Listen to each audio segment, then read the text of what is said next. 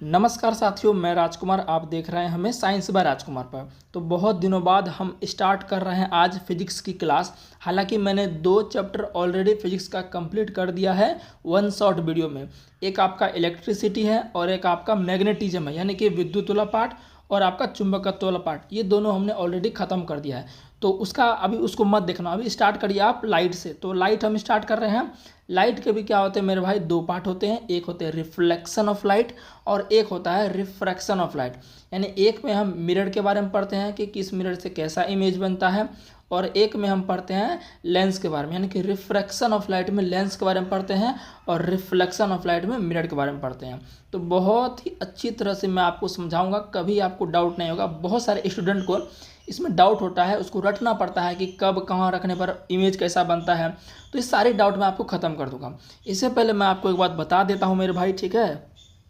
ALP की जो vacancy आई है, आप सभी को जो भी जॉब ये लेना चाहते हैं एएलपी का, तो सीबीटी 1 पहले आपको क्लियर करना होगा। आप सभी को पता है, फॉर्म भी स्टार्ट हो ही गया है।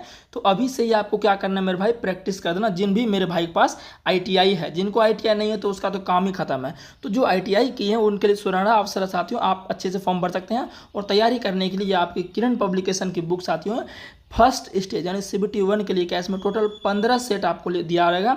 इसमें देखिए प्रीवियस ईयर में जो एग्जाम हुआ है हाल ही का आरआरबी एएलपी का, उसका सभी शिफ्ट इसमें टोटल आपका दिया गया, ठीक है ना। सॉल्व्ड पेपर मिलेंगे और आपको अच्छे खासे इसमें सॉल्यूशन आपको देखने को मिलेंगे। टीसीएस ही एग्जाम कराता है और उसके पीवाईक्यू सारे आपको इसमें मिलेंगे। और ये बुक आपको इंग्लिश मीडियम और हिंदी मीडियम दोनों में मिल जाएगी। जो हिंदी मीडियम छात्र वो इसको ले सकते हैं, हिंदी मीडियम का, और ये आपका इंग्लिश। तो जो जिसमें आप चाहते हैं उसमें आप ये ले सकते हैं। लिंक डिस्क्रिप्शन में, वहां से आप इसको लेकर बना सकते हैं, ठीक है। तो पढ़ते हैं अपना चैप्टर प्रकाश का प्रवर्तन, रिफ्लेक्शन ऑफ लाइट, ठीक है ना। रिफ्लेक्शन ऑफ लाइट पढ़ते हैं तो समझते हैं कि लाइट आखिर क्या होता है। थोड़ा सा इसका हम क्या करते हैं, बेसिक की ओर जाते हैं, लाइट के बेसिक की ओर जाते हैं, फिर अपन स्टार्ट करेंगे रिफ्लेक्शन ऑफ लाइट। बाकी किस मिरर से कैसा इमेज बनेगा उनको हम बाद में देखेंगे। बेसिक से हम हाई लेवल तक चलेंगे, ताकि एक भी क्वेश्चंस आपका साइंस में ना छूट पाए। समझ गए ना भाइयों। लेट से जरूर आपको पढ़ा रहे हैं, लेकिन कॉन्सेप्ट में हमारे जान रहता है। जो हमसे पढ़ रहे हैं उनको अच्छी तरह से पता है कॉन्सेप्ट हम कैसे आपको क्लियर करवाते हैं, ठीक है ना। तो समझते हैं लाइट के बारे में, थोड़ा सा बेसिक पढ़ते हैं लाइट के बारे में।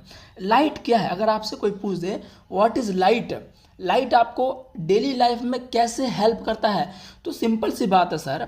जब अंधेरा हो जाता है, नेचुरली रूप से अंधेरा हो जाता है, तो प्रकाश यानी कि सूर्य आपका डूब जाता है, सनसेट हो जाएगा, तो लाइट, नेचुरल जो लाइट है, नेचुरल लाइट हमारा क्या है, सन ही है, सूर्य ही है। तो वो तो बंद हो जाएगा। जब वो सनसेट हो जाएगा, लाइट वो देगा ही नहीं देगा। तो आपको कोई चीज़ दिखेगी क्या, अरे डार्क में आपको कोई चीज़ दिखेगी क्या, सर नहीं दिखेगी। तो कब दिखेगी, जब हम लाइट जलाएंगे। या तो हमें सन से लाइट मिले, या हम कोई आर्टिफिशियल लाइट, जैसे अपना टॉर्च जला लिए, बिजली आ गया हमारा, है ना, इलेक्ट्रिक आ गया। तो जैसे आप जलाएंगे तो जो अंधेरे में चीज़ है वो आपको दिखने लगेगी। जैसे आपका मान चलिए आपके घर में लाइट बिल्कुल नहीं है, आपने सारे लाइट ऑफ कर दिए, तो क्या चीज़ें आपको दिखेगी, जो आसपास के सब मैटर है, पदार्थ हैं, क्या आपको वो दिखेगी, नहीं दिखेगी। तो लाइट जैसे ऑन करेंगे तो सारी चीज़ें दिखने लगेंगी। यानी कि लाइट क्या करता है, किसी भी ऑब्जेक्ट को देखने में मदद करता है। तो मेरे भाई मैंने वही चीज़ यहाँ पर लिखा हुआ है, प्रकाश वह कारक है, यानी लाइट वह फैक्टर है जिससे हम किसी भी चीज़ को देख पाते हैं। यानी कि लाइट हमको क्या करता है, किसी भी ऑब्जेक्ट को देखने में हेल्प करता है। सिंपल सा बात है, लाइट, समझ गए ना। अब देखिए कुछ और चीज़ें पढ़ते हैं हम धीरे धीरे ना। जिस वस्तु से लाइट निकलता है, यानी प्रकाश निकलता है, उसे क्या कहते हैं, लाइट सोर्स कहता है, प्रकाश स्रोत कहता है। मान के लीजिए कि आप यहाँ पर कैंडल ले लिए, या क्या ले लिया, आपका ये कैंडल हो गया। तो कैंडल से आपका क्या है, लाइट जल रहा है। कैंडल से आपका, कैंडल आपने जला दिया, तो ये कैंडल आपने जला दिया। मैं दूसरा थोड़ा अलग कलर ले लेता हूँ। ये कैंडल आपने जला दिया, तो बताइए कैंडल आपने जलाया तो क्या आपको लाइट मिलेगा, रोशनी आपको मिलेगी, बिल्कुल मिलेगी। अंधेरा जो है वो खत्म हो जाएगा। जैसे हम अंधेरे में मोमबत्ती जला देंगे, कैंडल जला देंगे, तो जो आसपास का अंधेरा था उसमें जो वस्तुएं थी वो हमें दिखने लगेगी। यानी कि मोमबत्ती जलाने से हमें लाइट मिला, तो मोमबत्ती हमारा क्या हो गया, कैंडल क्या हो गया, लाइट का सोर्स हो गया, क्योंकि इससे लाइट निकल रहा है। जैसे हमने कैंडल को बर्न किया तो हमें लाइट मिला, तो ये लाइट सोर्स हो गया। उसी तरह जैसे आपने बल्ब जलाया, जैसे आपने क्या किया, बल्ब जलाया, तो बल्ब जलाया तो इससे क्या निकला, लाइट निकला। लाइट रे के रूप में, किरण के रूप में निकला, तो ये लाइट आपका क्या हो गया, लाइट सोर्स हो गया। कहने का मतलब मेरा ये है भाई, जिस भी वस्तु से, जिस भी ऑब्जेक्ट से लाइट निकलता है ना, हम उसे उसका क्या कर देंगे, लाइट सोर्स। जैसे हमारा सन हमें लाइट देता है तो सन को बोल देंगे लाइट सोर्स। समझ गए ना बात को, उम्मीद है कि समझ गए होंगे लाइट सोर्स क्या होता है। जैसे देखिए आपका स्टार्स, तारे, तारे भी हमें क्या देता है, लाइट्स देता है, वो भी हमें प्रकाश देता है, रोशनी देता है, तो वो भी क्या हो गया, लाइट का सोर्स हो गया। तो हमने यहाँ पर कुछ एग्जांपल लिए आपके लिए, सूर्य, तारे, बल्ब, दिया। दिया समझते हैं ना, दिवाली में जो दिया जलाते हैं उसको दिया कहते हैं, तो वो भी लाइट दे रहे हैं ना हमें। तो जो भी ऑब्जेक्ट हमें लाइट दे रहा है हम उसको क्या बोलेंगे, लाइट सोर्स बोलेंगे। क्लियर, आगे बढ़ते हैं। पूछता है कि लाइट कैसा वेव है। देखिए वेव की बात आ रहा है। वेव के बारे में और अच्छे से हम पढ़ेंगे साउंड वाले चैप्टर में। जब फिजिक्स का साउंड वाला चैप्टर हम पढ़ेंगे तो उसमें वेव के बारे में थोड़ा सा अच्छे ढंग से हम पढ़ेंगे। लेकिन फिलहाल आप समझिए कि वेव दो प्रकार के होते हैं। वेव दो प्रकार के होते हैं, एक होता है अनुप्रस्थ तरंग और एक आपका मेरे भाई होता है अनुदैर्ध्य तरंग। बस अभी आप इतना समझिए, हालांकि और भी चीज़ें होती है इसमें, ठीक है ना। अभी आप इतना ही समझिए। वेव वाले चैप्टर को, वेव वाले टॉपिक को साउंड वाले चैप्टर में हम पढ़ेंगे, ध्वनि वाले चैप्टर में पढ़ेंगे। तो अगर आपसे कोई पूछे कि लाइट जो है वो किस प्रकार का तरंग है, लाइट जो है किस प्रकार का तरंग है, तो वो अनुप्रस्थ तरंग है। कैसा तरंग है मेरे भाई, अनुप्रस्थ तरंग है। यानी कि लाइट एक ऊर्जा का प्रकार भी है। लाइट क्या है, एक ऊर्जा का प्रकार भी है। जैसे साउंड, जैसे हम बोल रहे हैं तो ये क्या है, इससे भी ऊर्जा निकल रही है ना। तो हम जैसे, अगर हमको ऊर्जा शरीर में नहीं रहेगा तो हम बोल भी नहीं पाएंगे। तो साउंड हो गया, साउंड भी क्या है, एक तरह से एनर्जी का टाइप है। लाइट भी क्या है, एक तरह से एनर्जी का टाइप है। हीट मतलब उष्मा, हीट जब दे रहे हैं तो उससे क्या निकलती है, ऊर्जा। ऊर्जा किस रूप में, उष्मी, यानी कि टेम्परेचर के रूप में उष्मा निकल रही है। तो वही मेरे भाई ऊर्जा जो आपका है, ऊर्जा को ना तो आप बना सकते हैं ना ही नष्ट कर सकते हैं, सिर्फ उसका रूप बदल सकते हैं। ऊर्जा का क्या कर सकते हैं, एनर्जी का सिर्फ आप रूप बदल सकते हैं, उसको ना ही बना सकते हैं ना ही नष्ट कर सकते हैं। आप देखो ना, हम साउंड के रूप में भी ऊर्जा को देख रहे हैं, हीट के रूप में भी ऊर्जा को देख रहे हैं, लाइट के रूप में भी ऊर्जा को देख रहे हैं। तो यानी कि तरह तरह के, गति के रूप में भी ऊर्जा को देख रहे हैं, है ना, स्थिति के रूप में भी ऊर्जा को देख रहे हैं। यानी तरह तरह के ऊर्जा देख रहे हैं। चीज़ एक ही है, चीज़ एक ही है, ऊर्जा का मात्रक जूल ही होगा, लेकिन यहाँ पर रूप अलग अलग दिख रहा है। कहीं लाइट के रूप में दिख रहा है, कहीं साउंड के रूप में दिख रहा है, कहीं मोशन के रूप में दिख रहा है, कहीं पोजीशन के रूप में दिख रहा है। तो लाइट क्या, एनर्जी क्या मेरे भाई, एक ही है, सबका एसआई यूनिट एक ही होता है, जूल, लेकिन उसके रूप अनेक अनेक हैं। कहते हैं ना, आदमी एक ही है लेकिन उसका सभी जगह रूप अलग अलग होता है। समझ गए नहीं बात को। तो लाइट क्या है, light is a type of energy. और अगर आप पूछें कि लाइट किस प्रकार का तरंग है, तो अनुप्रस्थ तरंग है। अनुप्रस्थ तरंग मेरे भाई क्या होता है, थोड़ा सा मैं बताता हूँ, हालांकि वेव वाले चैप्टर में और अच्छे से पढ़ेंगे। अनुप्रस्थ तरंग इस तरह से होता है, मैं आपको थोड़ा दिखाना चाहता हूँ। अनुप्रस्थ तरंग जो चलता है ना, कुछ इस तरह से, ये देता हूँ मैं, इस तरह से, इस तरह से ये चलेगा, इस तरह से, एक बार ऊपर एक बार नीचे, एक बार ऊपर एक बार नीचे, एक बार ऊपर एक बार नीचे, एक बार ऊपर एक बार नीचे, इस तरह से चलता है मेरे भाई आपका है। ये तरंग है, ये क्या तरंग है, ये वेव है। ये आपका जो मैंने बनाया है दैट इज वेव। ये क्या है, वेव है। तो ये कौन सा वेव है, ये अनुप्रस्थ वेव है, ट्रांसवर्स वेव है। ट्रांसवर्स होता है इसका इंग्लिश, ठीक है ना, आई थिंक ट्रांसवर्स ही होता है। और अनुदैर्ध्य तरंग का लॉन्गिट्यूडनल वेव होता है, आई थिंक, जैसा मुझे पता है, ठीक है ना, मैं सही बोल रहा हूँ। तो ये आपका जो तरंग है, ये क्या है, तरंग है। ये तरंग का एक तरह से कहिए आकृति तरंग इसी रूप में होता है। और ये कौन सा तरंग है, ये आपका अनुप्रस्थ तरंग है। यानी प्रकाश जो चलती है तरंग के रूप में चलती है। हालांकि प्रकाश कण के रूप में भी चलती है, इसके बारे में बहुत चर्चा हुआ। कोई बोलता था कण के रूप में चलता है, कोई बोलता तरंग के रूप में। बाद में पता चला कि प्रकाश दोनों रूप में चलती है, तरंग के रूप में भी गति करती है, कण के रूप में भी गति करती है, जिसको ड्यूल नेचर ऑफ लाइट बोलते हैं, प्रकाश की द्वैत प्रकृति बोलते हैं। समझ आ रही है ना आपको, बात समझ आ रही होगी। तो ये जो हमने यहाँ पर संरचना बनाई है, इसको क्या बोलेंगे, इसको बोलेंगे मेरे भाई, ये आपका हो गया अनुप्रस्थ तरंग। कुछ इस तरह से, यानी प्रकाश जो है इस रूप में गति करती, इस तरह से प्रकाश का संचरण होता है तरंग के रूप में। समझ पाए क्या, उम्मीद है कि समझ पाएंगे, ठीक है ना। चलिए, और तरंग के बारे में मैंने आपको बोल दिया कि पढ़ेंगे साउंड वाले चैप्टर में अच्छे से। इसमें बहुत सारी चीज़ें, ऊपर वाले को क्या कहते हैं, नीचे वाले क्या कहते हैं, इसमें बहुत सारी चीज़ें हैं, तो उसमें हम पढ़ेंगे। अब इसमें क्यों दिमाग ज़्यादा लगाना, अभी अपना टॉपिक देखते हैं। तो इतना तक याद रखना है।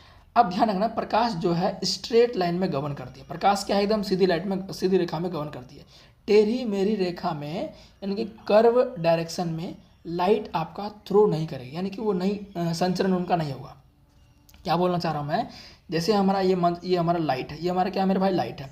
तो इसे जो किरण निकलेगी, अभी हमने देखा ना, लाइट से जो किरण निकलेगी, उससे किरण कैसे निकलेगी, ये हमने निकलेगी एकदम स्ट्रेट। कैसे निकलेगी, स्ट्रेट, स्ट्रेट निकलेगी, ऐसा नहीं कि ऐसे ऐसे करके जाएगा, ऐसा नहीं। लाइट से जो किरण निकलेगी वो स्ट्रेट, यानी कि लाइट सीधी रेखा में स्ट्रेट लाइन में संचरण करती है, गति करती है। कोई आपको पूछे कि प्रकाश कैसे गति करती है, तो आपका आंसर क्या होना चाहिए, सीधी रेखा में गति करती है, सरल रेखा में गति करती है। सीधी सरल का मतलब एक ही हुआ। समझ पाए क्या ये पॉइंट? उम्मीद है कि समझ पाएंगे। आगे देखते हैं।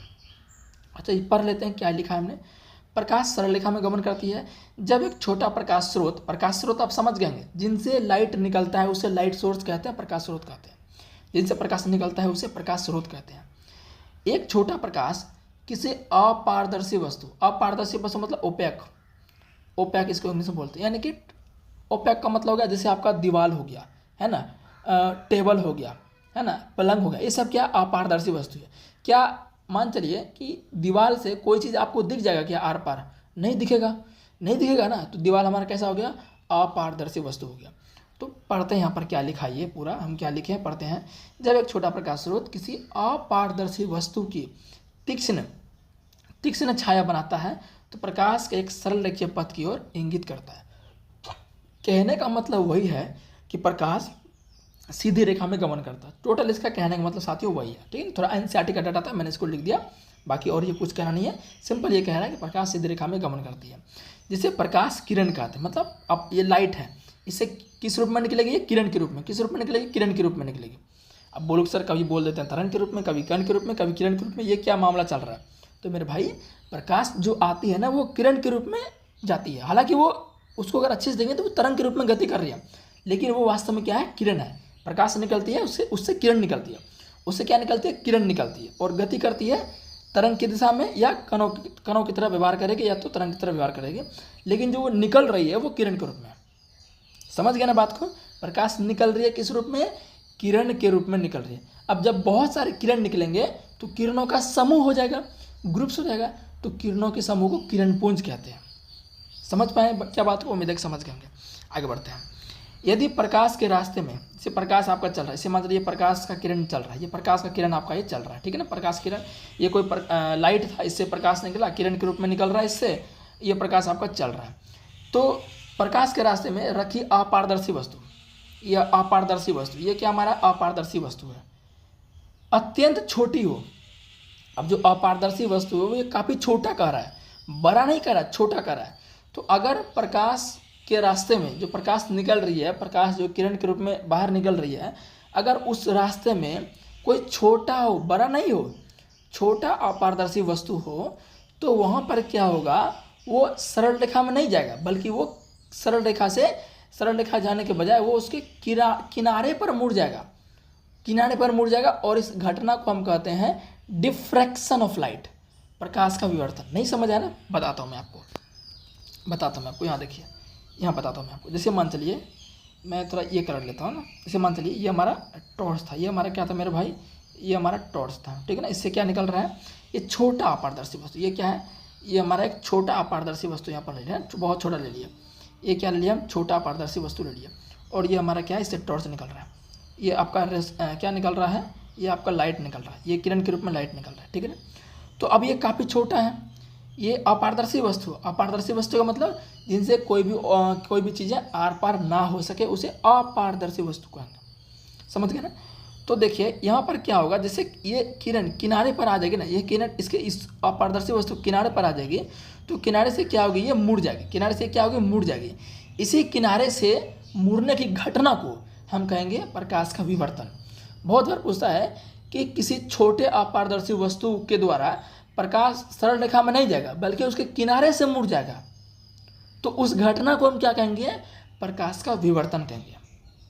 यानी कि सिंपल आपको ध्यान रखना है, प्रकाश के किरण का किसी अपारदर्शी वस्तु के सीधी रेखा के मुड़ने के बजाय किनारों से मुड़ जाना, इस घटना को क्या कहेंगे, प्रकाश का विवर्तन कहेंगे। उम्मीद है कि साथियों आप समझ गए होंगे। समझ गए ना बात? चलिए आगे देखते हैं क्या कह रहा है। प्रकाश के आधुनिक क्वांटम सिद्धांत मैक्स प्लैंक ने 1900 में दी। देखिए ये थोड़ा सा एक तरह से स्टैटिक की तरह ये प्रश्न हो जाता है, स्टैटिक जीके का, लेकिन अब चूंकि साइंस के हिस्ट्री से है तो साइंस में इसको हम काउंट करेंगे।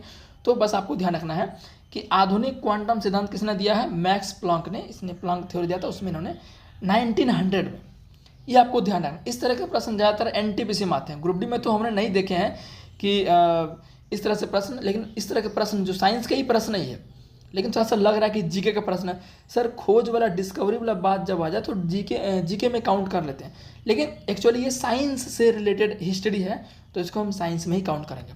तो आधुनिक क्वांटम सिद्धांत जो है, मॉडर्न क्वांटम थ्योरी जो है, मैक्स प्लैंक ने 1900 में दिया था, और 1905 में अल्बर्ट आइंस्टीन ने इसको और विस्तृत तरह से समझाया। इसको आधुनिक क्वांटम सिद्धांत को। तो आधुनिक क्वांटम सिद्धांत के जो क्या बोलते हैं इसको, किसने दिया था? मैक्स प्लैंक ने दिया था 1900 में। ये बात आपको ध्यान रखना है। और ये कहना क्या चाह रहा था? ये कहना चाह रहा था, मैं थोड़ा और पढ़ देता हूँ। अल्बर्ट आइंस्टीन ने प्रकाश के कण जैसे व्यवहार के लिए फोटोन शब्द दिया। अब ये फोटोन पता है क्या है? फोटोन क्या है? इसी फोटोन का एक और नाम है, इसको क्वांटा भी कहते हैं। इस फोटोन का एक और नाम क्या है? इसे क्वांटा भी कहते हैं। इसे क्या कहते हैं? फोटोन को क्वांटा भी कहते हैं। ये प्रकाश की बेसिक फंडामेंटल यूनिट है। यानी कि प्रकाश जो निकलता है ना, वो ऊर्जा के छोटे छोटे बंडलों के रूप में निकलते हैं, पैकेट्स के रूप में निकलते हैं। उसी पैकेट्स को हम क्या कहते हैं? छोटे छोटे बंडलों को फोटोन कहते हैं, क्वांटा कहते हैं। यानी फोटोन क्वांटा क्या है? प्रकाश की बेसिक फंडामेंटल यूनिट है। समझ पा रहे क्या बात को? आगे बढ़ते हैं थोड़ा सा। अल्बर्ट आइंस्टीन को फोटोन की अवधारणा के लिए 1921 में नोबेल पुरस्कार दिया गया था। यानी फोटोन के बारे में अच्छे तरीके से किसने बताया? अल्बर्ट आइंस्टीन ने बताया। ये थोड़ा सा आपको बस पढ़ लेना, ज़्यादा इस पर फोकस नहीं करना है ना। जीके की तरह से ये प्रश्न आएंगे कि क्वांटम सिद्धांत किसने दिया? मैक्स प्लैंक ने दिया। फोटोन के बारे में किसने बताया? तो अल्बर्ट आइंस्टीन ने बताना है। इस तरह से इसमें प्रश्न आएंगे, ज़्यादा आपको दिमाग नहीं लगाना। समझ गए ना बात को? तो अल्बर्ट आइंस्टीन को फोटोन की अवधारणा के लिए 1921 में नोबेल प्राइज़ दिया गया। समझ गए ना? बस इतना ध्यान रखना।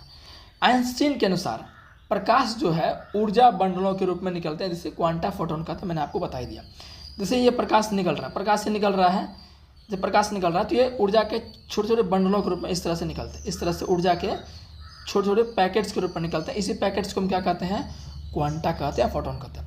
अब आप बोलेंगे सर आप तो बहुत बता दिए, प्रकाश तरंग के रूप में बता दिए, कण के रूप में बता दिए, किरण के रूप में बता दिए, क्या क्या बता दिए, हम तो फुल कन्फ्यूज हो गए। तो कन्फ्यूज मेरे भाई आपको नहीं होना है। समझ गए ना? सारा चीज़ एक ही है, बस यहाँ पर रूप अलग अलग बताया जा रहा है। समझ गए ना? प्रकाश कैसे व्यवहार करती है? तरंग के रूप में भी व्यवहार करती है और कणों के रूप में भी व्यवहार करती है। ये बात ध्यान रख लीजिए। प्रकाश किरण के रूप में आगे बढ़ेगी और प्रकाश जो निकलती है वो ऊर्जा बंडलों के रूप में निकलती है, जिसे फोटोन कहते हैं। छोटे छोटे ऊर्जा के पैकेट्सों के रूप में निकलती है, उसे फोटोन कहते हैं या क्वांटा कहते हैं। समझ गए ना? कन्फ्यूज नहीं होना आपको। समझ गए ना? चलिए, तो अब हमारा स्टार्ट होता है चैप्टर का मेन टॉपिक। चैप्टर का नाम क्या था? Reflection of light. इसी से आपके ज़्यादातर प्रश्न आएंगे। ऊपर जो भी मैंने आपको बताया वो सिर्फ एक तरह से पढ़ लीजिएगा, ज़्यादा उस पर फोकस नहीं करना, क्योंकि वो आपको सिर्फ, क्योंकि लाइट चैप्टर पढ़ रहे थे तो थोड़ा सा लाइट का एक तरह से समझाया गया, उसके बेसिक जानकारी के बारे में दिया गया, वो ज़्यादा आपके एग्जाम में नहीं आएगा। ठीक है ना? वो बस आपको एक बार पढ़ लेना है, मैंने आपको बता दिया। अब हमारा स्टार्ट होता है रिफ्लेक्शन ऑफ लाइट का रियल पार्ट, है ना, जहाँ से प्रश्न आपके आएंगे। देखेंगे कौन से मिरर में कैसा प्रतिबिंब बनता है, प्लेन मिरर देखेंगे, कॉन्वेक्स मिरर देखेंगे, कॉनकेव मिरर देखेंगे, उत्तल अवतल समतल जो भी है सारा हम देखेंगे कि कैसे कैसे प्रतिबिंब बनता है। ज़िंदगी भर आपको कन्फ्यूजन इसमें नहीं होगा। समझ गए ना? चलिए स्टार्ट करते हैं। प्रकाश का परावर्तन। सबसे पहले मेरे भाई समझिए कि परावर्तन शब्द का मतलब क्या होता है। What is the meaning of reflection word? परावर्तन, देखिए मैं आपको अच्छे से बताता हूँ। रिफ्लेक्शन यानी कि परावर्तन शब्द का जो वर्ड का जो मीनिंग होता है वो क्या होता है? उठा के फेंक देना। जैसे मान के चलिए, मैं अपनी भाषा में बोल जाइए, आपको समझाता हूँ मैं अच्छे तरीके से क्या होता है रियल मतलब। जैसे मान चलिए ये हमारा क्या है, एक वॉल है, दीवार है, क्या है, एक दीवार है, और हमने क्या किया, ये हमारे पास एक छोटा सा बॉल है, ये हमारे क्या पास छोटा सा एक बॉल है। इस बॉल को हमने क्या किया, इस बॉल को इस पर फेंका। एक मिनट, इस बॉल को हमने क्या किया, इस पर फेंका। इस बॉल को हमने इस पर फेंका। एक मिनट, हाँ, इस बॉल को हमने इस पर फेंका तो दीवार पर जैसे ही लगा, हमने, चूँकि दीवार क्या है आपका, दीवार क्या पारदर्शी है, सॉरी अपारदर्शी है। ऐसा तो है नहीं कि जैसे मैं बॉल दीवार पर थ्रो करूँगा, ऐसा तो होगा नहीं कि बॉल आपका दीवार को भेदते हुए आगे चला जाएगा, आर पार हो जाएगा, ऐसा नहीं होगा। तो क्या होगा, तो सिंपल से बोलेंगे सर, जो हमने बॉल को इधर फेंका था, बॉल को दीवार पे मारा, वापस बॉल इधर या तो इधर भाग जाएगा, या तो इधर भाग जाएगा, या तो इधर या तो इधर, ऐसे आपका लौटेगा, रिटर्न आएगा। कौन? आपका जो बॉल था गेंद, दीवार पर मारने के बाद क्या होगा, किधर किधर भी वो क्या होगा, रिटर्न हो जाएगा। ये हमें नहीं पता किधर रिटर्न होगा। तो साथियों ये जो हमने बॉल इस पर फेंका, किस पर फेंका, हमने फेंका वॉल पर, दीवार पर, वॉल मतलब दीवार, तो वापस वो रिटर्न आ गया। जिधर रिटर्न आ जाए मुझे नहीं पता, लेकिन आएगा इस तरफ तो नहीं आएगा, इस तरफ तो कभी नहीं आएगा, क्योंकि ये क्या हमारा है, ये अपारदर्शी है ना, इस तरफ कभी नहीं आएगा क्योंकि ये अपारदर्शी वस्तु है। तो इस तरफ तो आ गया ना, इसी चीज़ को, इसी घटना को क्या बोलते हैं, रिफ्लेक्शन। तो रिफ्लेक्शन का मीनिंग आपको अच्छे से क्लियर हुआ होगा, यानी कि परावर्तन का मतलब क्या है, किसी चीज़ को अगर फेंक रहे हैं तो वापस उसी चीज़, वापस वो क्या होगा, किसी चीज़ में लगने के बाद वापस आप ही के पास वो आ जाएगा या आपके इधर गिर जाएगा, है ना, इस तरह से। ये आपका क्या है, रिफ्लेक्शन का मतलब हुआ। आई होप कि समझ गए, ठीक है ना। तो अब हम किसका रिफ्लेक्शन देखेंगे, लाइट का रिफ्लेक्शन देखेंगे। यहाँ तो मैंने आपको बॉल का रिफ्लेक्शन बताया कि बॉल को हमने दीवार पर फेंका और वापस वो उसी तरफ आ गया, हमारी तरफ ही आ गया, ये बॉल का रिफ्लेक्शन था। तो एक्चुअली हमें बॉल का रिफ्लेक्शन नहीं पढ़ना, ये सिर्फ मैंने अंडरस्टैंडिंग के लिए आपको बताया था। हमें पढ़ना है लाइट का रिफ्लेक्शन, कि लाइट रिफ्लेक्स कैसे करता है, इस चीज़ के बारे में हमें पढ़ना है। तो पढ़ते हैं इसका डेफिनेशन क्या होता है मेरे भाई। जब प्रकाश की किरण, जो लाइट की जो बीम है यानी कि रे है, जब प्रकाश की किरण एक माध्यम से दूसरे माध्यम में जाती है तो वापस उसी माध्यम में लौट जाती है। इस घटना को प्रकाश का परावर्तन कहते हैं। क्या आपको समझ नहीं आया? कोई बात नहीं, मैं आपको फिर से अच्छे से समझाता हूँ, चिंता करने की बात बिल्कुल भी नहीं है मेरे भाई, ठीक है ना। देखिए यहाँ पहले समझिए कि माध्यम क्या होता है। जब प्रकाश की किरण को, जो लाइट जो आ रहा है हमारा, लाइट किसके रूप में निकलता है, रेस के रूप में निकलता है। लाइट किसके रूप में निकलता है, रे। अब जब बहुत सारा रे मिल जाएगा तो क्या बन जाता है आपका, ये आपका किरण बूंद बन जाता है, रे ऑफ बीम बन जाता है, समझ गए ना। जब बहुत सारा लाइट से रे निकलेगा तो वो सारा रे मिलकर क्या बन जाता है, किरण पुंज बना लेता है। बहुत सारे किरण निकलेंगे तो वो किरण पुंज बन जाते हैं, रे ऑफ बीम बन जाते हैं। समझ गए ना बात को। तो मैं आपको समझाना चाह रहा हूँ कि माध्यम क्या होता है। माध्यम मतलब मेरे भाई होता है, जैसे आपका वाटर हो गया, है ना, वाटर हो गया, एयर हो गया, निर्वात वैक्यूम हो गया, ग्लास कांच हो गया, ये सब आपके क्या है, मीडियम है। इन सभी में हम क्या करते हैं, लाइट को गुजारते हैं, लाइट को क्या करते हैं, गुजारते हैं, पास कराते हैं। फिर हम देखते हैं कि क्या क्या उसमें हमें परिवर्तन देखने को मिलता है। समझ गए नहीं बात को। तो माध्यम आप समझ गए होंगे। एक्चुअली जो माध्यम मेरे भाई होता है, ये माध्यम आपका दो प्रकार का होता है। एक होता है सघन माध्यम, एक क्या होता है सघन माध्यम। अब कोई बोलेगा सर ये तो आपने नोट्स में लिखा ही नहीं है अपने नोट्स में। तो मेरे भाई ये छोटी छोटी बात है, इसलिए मैंने इसको नहीं लिखा। आप इसको चाहो तो लिख सकते हो, सघन माध्यम। सघन माध्यम दूसरा आपका है विरल माध्यम। दूसरा क्या है, विरल माध्यम। और ये माध्यम वाला पार्ट आपको रिफ्रैक्शन ऑफ लाइट है ना, उसमें शायद लिखा होगा, जैसा कि मुझे याद है उसमें शायद मैंने लिखा हुआ, ठीक है ना। तो क्या होगा, विरल माध्यम। तो अब बताते हैं क्या होता है। ये हो गया डेंस मीडियम, ये हो गया रेयर मीडियम। डेंस मीडियम क्या होता है, डेंस मीडियम में जो आपका लाइट है वो थोड़ा सा कम स्पीड रहता है उसका। डेंस मीडियम में लाइट उतना ज़्यादा स्पीड वो नहीं चलता है। लेकिन रेयर मीडियम यानी विरल माध्यम में लाइट जो है बहुत ज़्यादा स्पीड से चलता है। समझ गए ना बात को।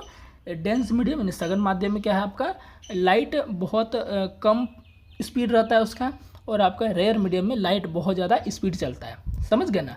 तो ये आपके तुलनात्मक, ये आपके क्या होता है, कंपैरिजन वर्ड होते हैं। क्या होता है, कंपैरिजन वर्ड होते हैं, तुलनात्मक शब्द होते हैं। अब जैसे कांच को लिया, हवा को लिया, तो दोनों में एक सघन होगा, एक विरल होगा। फिर कांच और पानी लेंगे, एक सघन होगा, एक विरल होगा। तो ये वाला जो सघन विरल माध्यम वाला जो पार्ट है, ये हमने रिफ्रैक्शन ऑफ, जो ये तो रिफ्लेक्शन ऑफ लाइट है। इसके बाद आएगा रिफ्रैक्शन ऑफ लाइट, उसमें मैंने इसको इंक्लूड किया हुआ है, तो चिंता ना करें। उसमें अगेन हमको ये दोनों टॉपिक्स पढ़ने हैं, तो चिंता बिल्कुल भी ना करें, ठीक है। तो क्या बता रहा हूँ मैं आपको, मैं बता रहा हूँ जब लाइट को एक मीडियम से, मान लीजिए हमारा पानी मीडियम है, और ये हमारा क्या है, ये हमारे साथियों क्या है, पानी छोड़िए, ये हमारा क्या, ये एयर है, ये हमारा क्या एयर मीडियम है, और इधर हम कोई ले लेते हैं ग्लास मीडियम। तो एयर मीडियम से अभी यहाँ पर एक टॉर्च, यहाँ पर क्या हमारा एक टॉर्च है। तो टॉर्च से जब इसको लाइट गुजारेंगे तो आप जैसे गुजारेंगे वापस वो इसी माध्यम में, इसी मीडियम में लौट आएगा। इस मीडियम के आर पार वो नहीं होगा। बात को समझो, यही बोल रहा है ना डेफिनेशन हमारा। डेफिनेशन जो बोल रहा है वही मैं भी बोल रहा हूँ। डेफिनेशन बोल रहा है जब लाइट की किरण एक माध्यम से दूसरे माध्यम में जाती है, एयर में थी, एयर में था, एयर से लाइट निकला, किस में चला गया, कांच में, तो वापस वो उसी माध्यम में आएगा। अभी समझो, हालांकि ये कांच से पार भी हो सकता है लाइट, लेकिन वो तब परावर्तन नहीं होगा, वो अपवर्तन होगा। समझ गए ना बात को। वो क्या होगा, अपवर्तन हो जाएगा, जो कि अभी हमारा वो टॉपिक नहीं है, वो नेक्स्ट चैप्टर में पढ़ेंगे। अभी समझो सिर्फ परावर्तन के बारे में, परावर्तन के बारे में आपको पढ़ा रहा हूँ, तो उसी के बारे में आप फोकस करें। तो लाइट जैसे गुजारेंगे जिस मीडियम में, वापस वो उसी मीडियम में आ जाएगा टकराने के बाद। लाइट गुजारे, यहाँ से टकराया, यहाँ से टकराया, वापस इसी मीडियम में लौट आया। इस घटना को हम क्या कहते हैं? रिफ्लेक्शन ऑफ लाइट, प्रकाश का परावर्तन। आई होप कि ये कॉन्सेप्ट आपको क्लियर हुआ होगा, समझ गए ना। अब इसी को समझाने के लिए यहाँ पर कुछ हमने क्या लिया है मेरे भाई, हमने कुछ आपका डायग्राम लिया, उसके माध्यम से समझाता हूँ। जैसे यहाँ पर देखिए, ये हमने एक मिरर लिया है, ये जो दिख रहा है आपको, ये मिरर लिया। ये क्या, हमने एक मिरर लिया, मिरर। ये क्या मेरे भाई? ये मिरर है। क्या है? मिरर है। मिरर का एक साइड, मिरर के दो साइड होते हैं, एक साइड हमने क्या किया है, उसको पेंट कर दिया। क्या कर दिया? पेंट कर दिया है। ये देखिए, ये वाला साइड हमने क्या किया है, इसको पेंट कर दिया है। क्या कर दिया? पेंट कर दिया, ताकि प्रकाश जो लाइट है वो आर पार ना हो सके। एक पार्ट हमने दो पार्ट हुए मिरर के। घर में आपका मिरर होता है ना, एक पार्ट देखते होंगे एकदम चिकना होता होगा, बहुत स्मूथ होता होगा, चिकना एकदम चमकता होगा, जिसमें आप अपना फेस देखते हैं। और एक साइड क्या होगा, पूरा एकदम कागज़ से ढका होगा, कालिप से पोता होगा, यही रहता है। तो वही यहाँ पर भी किया गया। तो ये हमारा एक तरह से प्लेन मिरर है। कौन सा मिरर है? प्लेन मिरर, समतल दर्पण है। यहाँ पर कौन सा मिरर लिया गया? समतल दर्पण। अभी आगे हम देखेंगे कि समतल दर्पण से प्रतिबिंब कैसे बनते हैं, उसकी पूरी प्रॉपर्टीज़ देखेंगे, चिंता बिल्कुल ना करें आप, ठीक है ना। तो ये आप देख सकते हैं, हमने यहाँ क्या, ये हमारा प्लेन मिरर हो गया, ये समझ चुके हैं। यहाँ पर हमने क्या किया मेरे भाई, यहाँ पर हमने एक प्रकाश का स्रोत लिया है। यहाँ पर हमने क्या किया है? प्रकाश का स्रोत लिया है। ये हमारा लाइट हो गया, ये क्या हो गया? लाइट हो गया। ये हमारा लाइट हो गया। अब इस लाइट से क्या कर रहे हैं, एक किरण निकल रही है, रे मतलब किरण, लाइट रे मतलब क्या? किरण। एक किरण निकल रही है, इस लाइट से किरण निकल रही है। किस पर जा रही है? ये जा रही है इस मिरर पर। ये लाइट से किरण निकली, ये किस पर चलेगी? यहाँ मिरर पर चलेगी। अब देखिए, जैसे ही यहाँ आई, बात को समझिएगा, ये रे इससे निकली, ध्यान समझिएगा। ये जो रे है, एक मिनट में इसको कलर कर दो दूसरा। ये जो रे आपको दिख रहा है, ये किससे निकली? इस लाइट से निकली। ये जो लाइट सोर्स है, ये क्या है? लाइट सोर्स है। लाइट सोर्स मतलब प्रकाश स्रोत। किसे कहते हैं? प्रकाश स्रोत। जिससे प्रकाश निकलती है उसे प्रकाश स्रोत कहते हैं। जैसे आप बल्ब जलाएंगे तो बल्ब से लाइट निकलेगी, तो बल्ब आपका लाइट सोर्स हो गया। मोमबत्ती है, मोमबत्ती जलाएंगे, कैंडल, तो उससे लाइट आपको दिखेगा, तो मोमबत्ती क्या हो गया? कैंडल क्या हो गया? लाइट सोर्स हो गया, प्रकाश स्रोत हो गया। यानी जिससे प्रकाश निकलती है उसे प्रकाश स्रोत कहते हैं, लाइट सोर्स कहते हैं। क्लियर है? तो हमने क्या किया, इस लाइट सोर्स से एक लाइट किरण निकाला। अब चूंकि लाइट किस रूप में निकलेगी? किरण के रूप में निकलेगी। किस रूप में निकलेगी? किरण के रूप में, रे के रूप में निकलेगी, ठीक है ना। तो जैसे ये किरण आया कहाँ पर पड़ा? यहाँ पर जैसे ही पर गया, तो अब चूंकि यहाँ पर मिरर है, यहाँ पर क्या मिरर है, अब यहाँ इसका क्या होगा? रिफ्लेक्शन हो जाएगा। क्या होगा? यहाँ पर रिफ्लेक्शन हो जाएगा। ये आई, ये पूरा नहीं जाएगी, आर पार नहीं जाएगी। क्यों नहीं जाएगी? क्योंकि इस वाले पार्ट को तो हमने क्या किया है, इस वाले पार्ट को पेंट कर दिया है ना। तो चिकना सतह कौन सा है? चिकना सतह तो ऊपर वाला पार्ट हमारा। तो जैसे ही यहाँ पर आएगी, यहाँ पर से फिर ये क्या होगी, वापस टकराने के बाद यहाँ से टकरा के इधर चली जाएगी। तो आप देखिए, इसी माध्यम से इसी माध्यम में चलेगी। माध्यम चेंज नहीं हो रहा है, क्योंकि माध्यम चेंज होने का मतलब क्या है कि जैसे इससे आती, इसमें घुस जाती, तब हम बोलते कि माध्यम चेंज हुआ है। लेकिन यहाँ पर माध्यम चेंज नहीं हुआ है। जिस माध्यम से आई थी उसी माध्यम से चली गई, जिस मीडियम से आई थी उसी मीडियम में वापस वो टकराने के बाद चली गई। आप देख लो ना, यहाँ पर ये सेम मीडियम है, ये हमारा क्या है, इधर का पूरा ये सेम मीडियम है, इधर का पूरा ये हमारा क्या है, सेम मीडियम है, और ये वाला अलग मीडियम है। बात को समझ पा रहे कि नहीं? मतलब ये इधर वाला पार्ट जो इधर का अलग हो गया ना। चलिए, तो जैसे आया वैसे ये चला गया। तो इस वाला जो ये यहाँ पर जो भी घटना हुआ, इसको हम बोलेंगे रिफ्लेक्शन ऑफ लाइट। अब इसके बीच में हम समझाने के लिए क्या करते हैं, एक ये इसको नॉर्मल बोलते हैं। क्या बोलते हैं? इसको नॉर्मल बोलते हैं। नॉर्मल का मतलब होता है अभिलंब, इसको n से डिनोट करते हैं, ठीक है मेरे भाई। अब देखिए, यहाँ पर कुछ टर्म है, उसको देखते हैं। जो परावर्तन के नियम है उसको समझते हैं। देखिए, परावर्तन के नियम समझते हैं क्या होता है। परावर्तन के नियम कितने होते हैं? 2 होते हैं। एग्जाम में पूछ दे कि परावर्तन के नियम कितने होते हैं? 2 होते हैं। अब पढ़ते हैं ये क्या क्या कह रहा है। आपतन कोण परावर्तन कोण के बराबर होता है। अब आपको पता ही नहीं है आपतन कोण क्या होता है। आपतन कोण का मतलब इंसिडेंट रे, परावर्तन कोण का मतलब रिफ्लेक्टेड रे। जो आपतन कोण होते हैं वो परावर्तन कोण के बराबर होते हैं। This is the first law of reflection of light, you have to understand, ठीक है ना। ये क्या है? पहला नियम है प्रकाश के परावर्तन का। देखिए, समझते हैं कि आपतन कोण क्या होता है। देखिए, हमने बीच में क्या किया था, एक अभिलंब को ड्रॉ किया था। ये हमारा अभिलंब है। तो ये जो किरण प्रकाश से आई, पर किसी प्रकाश स्रोत से ये किरण आई थी, ये किरण हो गई और ये अभिलंब हो गया। तो इनके ये किरण जो आई है ना, आने वाली किरण को आपतित किरण कहेंगे। किसी प्रकाश स्रोत से आने वाली किरण को क्या कहेंगे? आपतित किरण कहेंगे। बात क्लियर हुआ कि नहीं? बात क्लियर हुआ कि नहीं? एकदम है, क्लियर हो गया होगा। आने वाली किरण को आपतित किरण कहते हैं, और इसके बीच में क्या है? अभिलंब है। तो देखो भाई, आप 9th में पढ़े होंगे मैथ वाले चैप्टर में कि वर्टेक्स ये शीर्ष है, इससे अगर दो किरण निकालेंगे तो इसके बीच में क्या बनेगा, एक कोण बनेगा। तो वही पढ़ा है ना, इसके बीच में यहाँ पर क्या बनेगा, एक एंगल का निर्माण होगा। तो इस वाले जो यानी कि ये हो गया आपतित किरण, ये हो गया अभिलंब। तो आपतित किरण और अभिलंब के बीच में जो एंगल बन रहा है ना, उस एंगल को क्या कहेंगे, इंसिडेंट रे, यानी इंसिडेंट एंगल कहेंगे, सॉरी रे नहीं, इंसिडेंट एंगल यानी कि आपतन कोण कहेंगे। तो वही तो हमने लिखा आपतन कोण। सेम उसी प्रकार ये जो आपतित किरण यहाँ पर आया, इस पर ये जो पड़ा इसको बोलेंगे आपतन बिंदु, जहाँ पर ये पड़ रहा है उसको बोलेंगे आपतन बिंदु। यहाँ पर पढ़ने के बाद ये सीधे कैसे इसी माध्यम इधर ये लौट गई थी, इसी माध्यम इधर ये इधर से लौट गई थी। तो ये फिर अभिलंब और ये परावर्तित किरण, तो इनके बीच जो कोण बना उसको बोलेंगे आर, यानी कि रिफ्लेक्टेड रे परावर्तन कोण। तो ये कोण दोनों क्या होंगे, बराबर होंगे। मैं फिर से साफ से कर देता हूँ, लिख देता हूँ कि ये कोण जो है, ये कोण और ये कोण क्या होंगे, बराबर होंगे, यानी कि आपतन कोण बराबर परावर्तन कोण।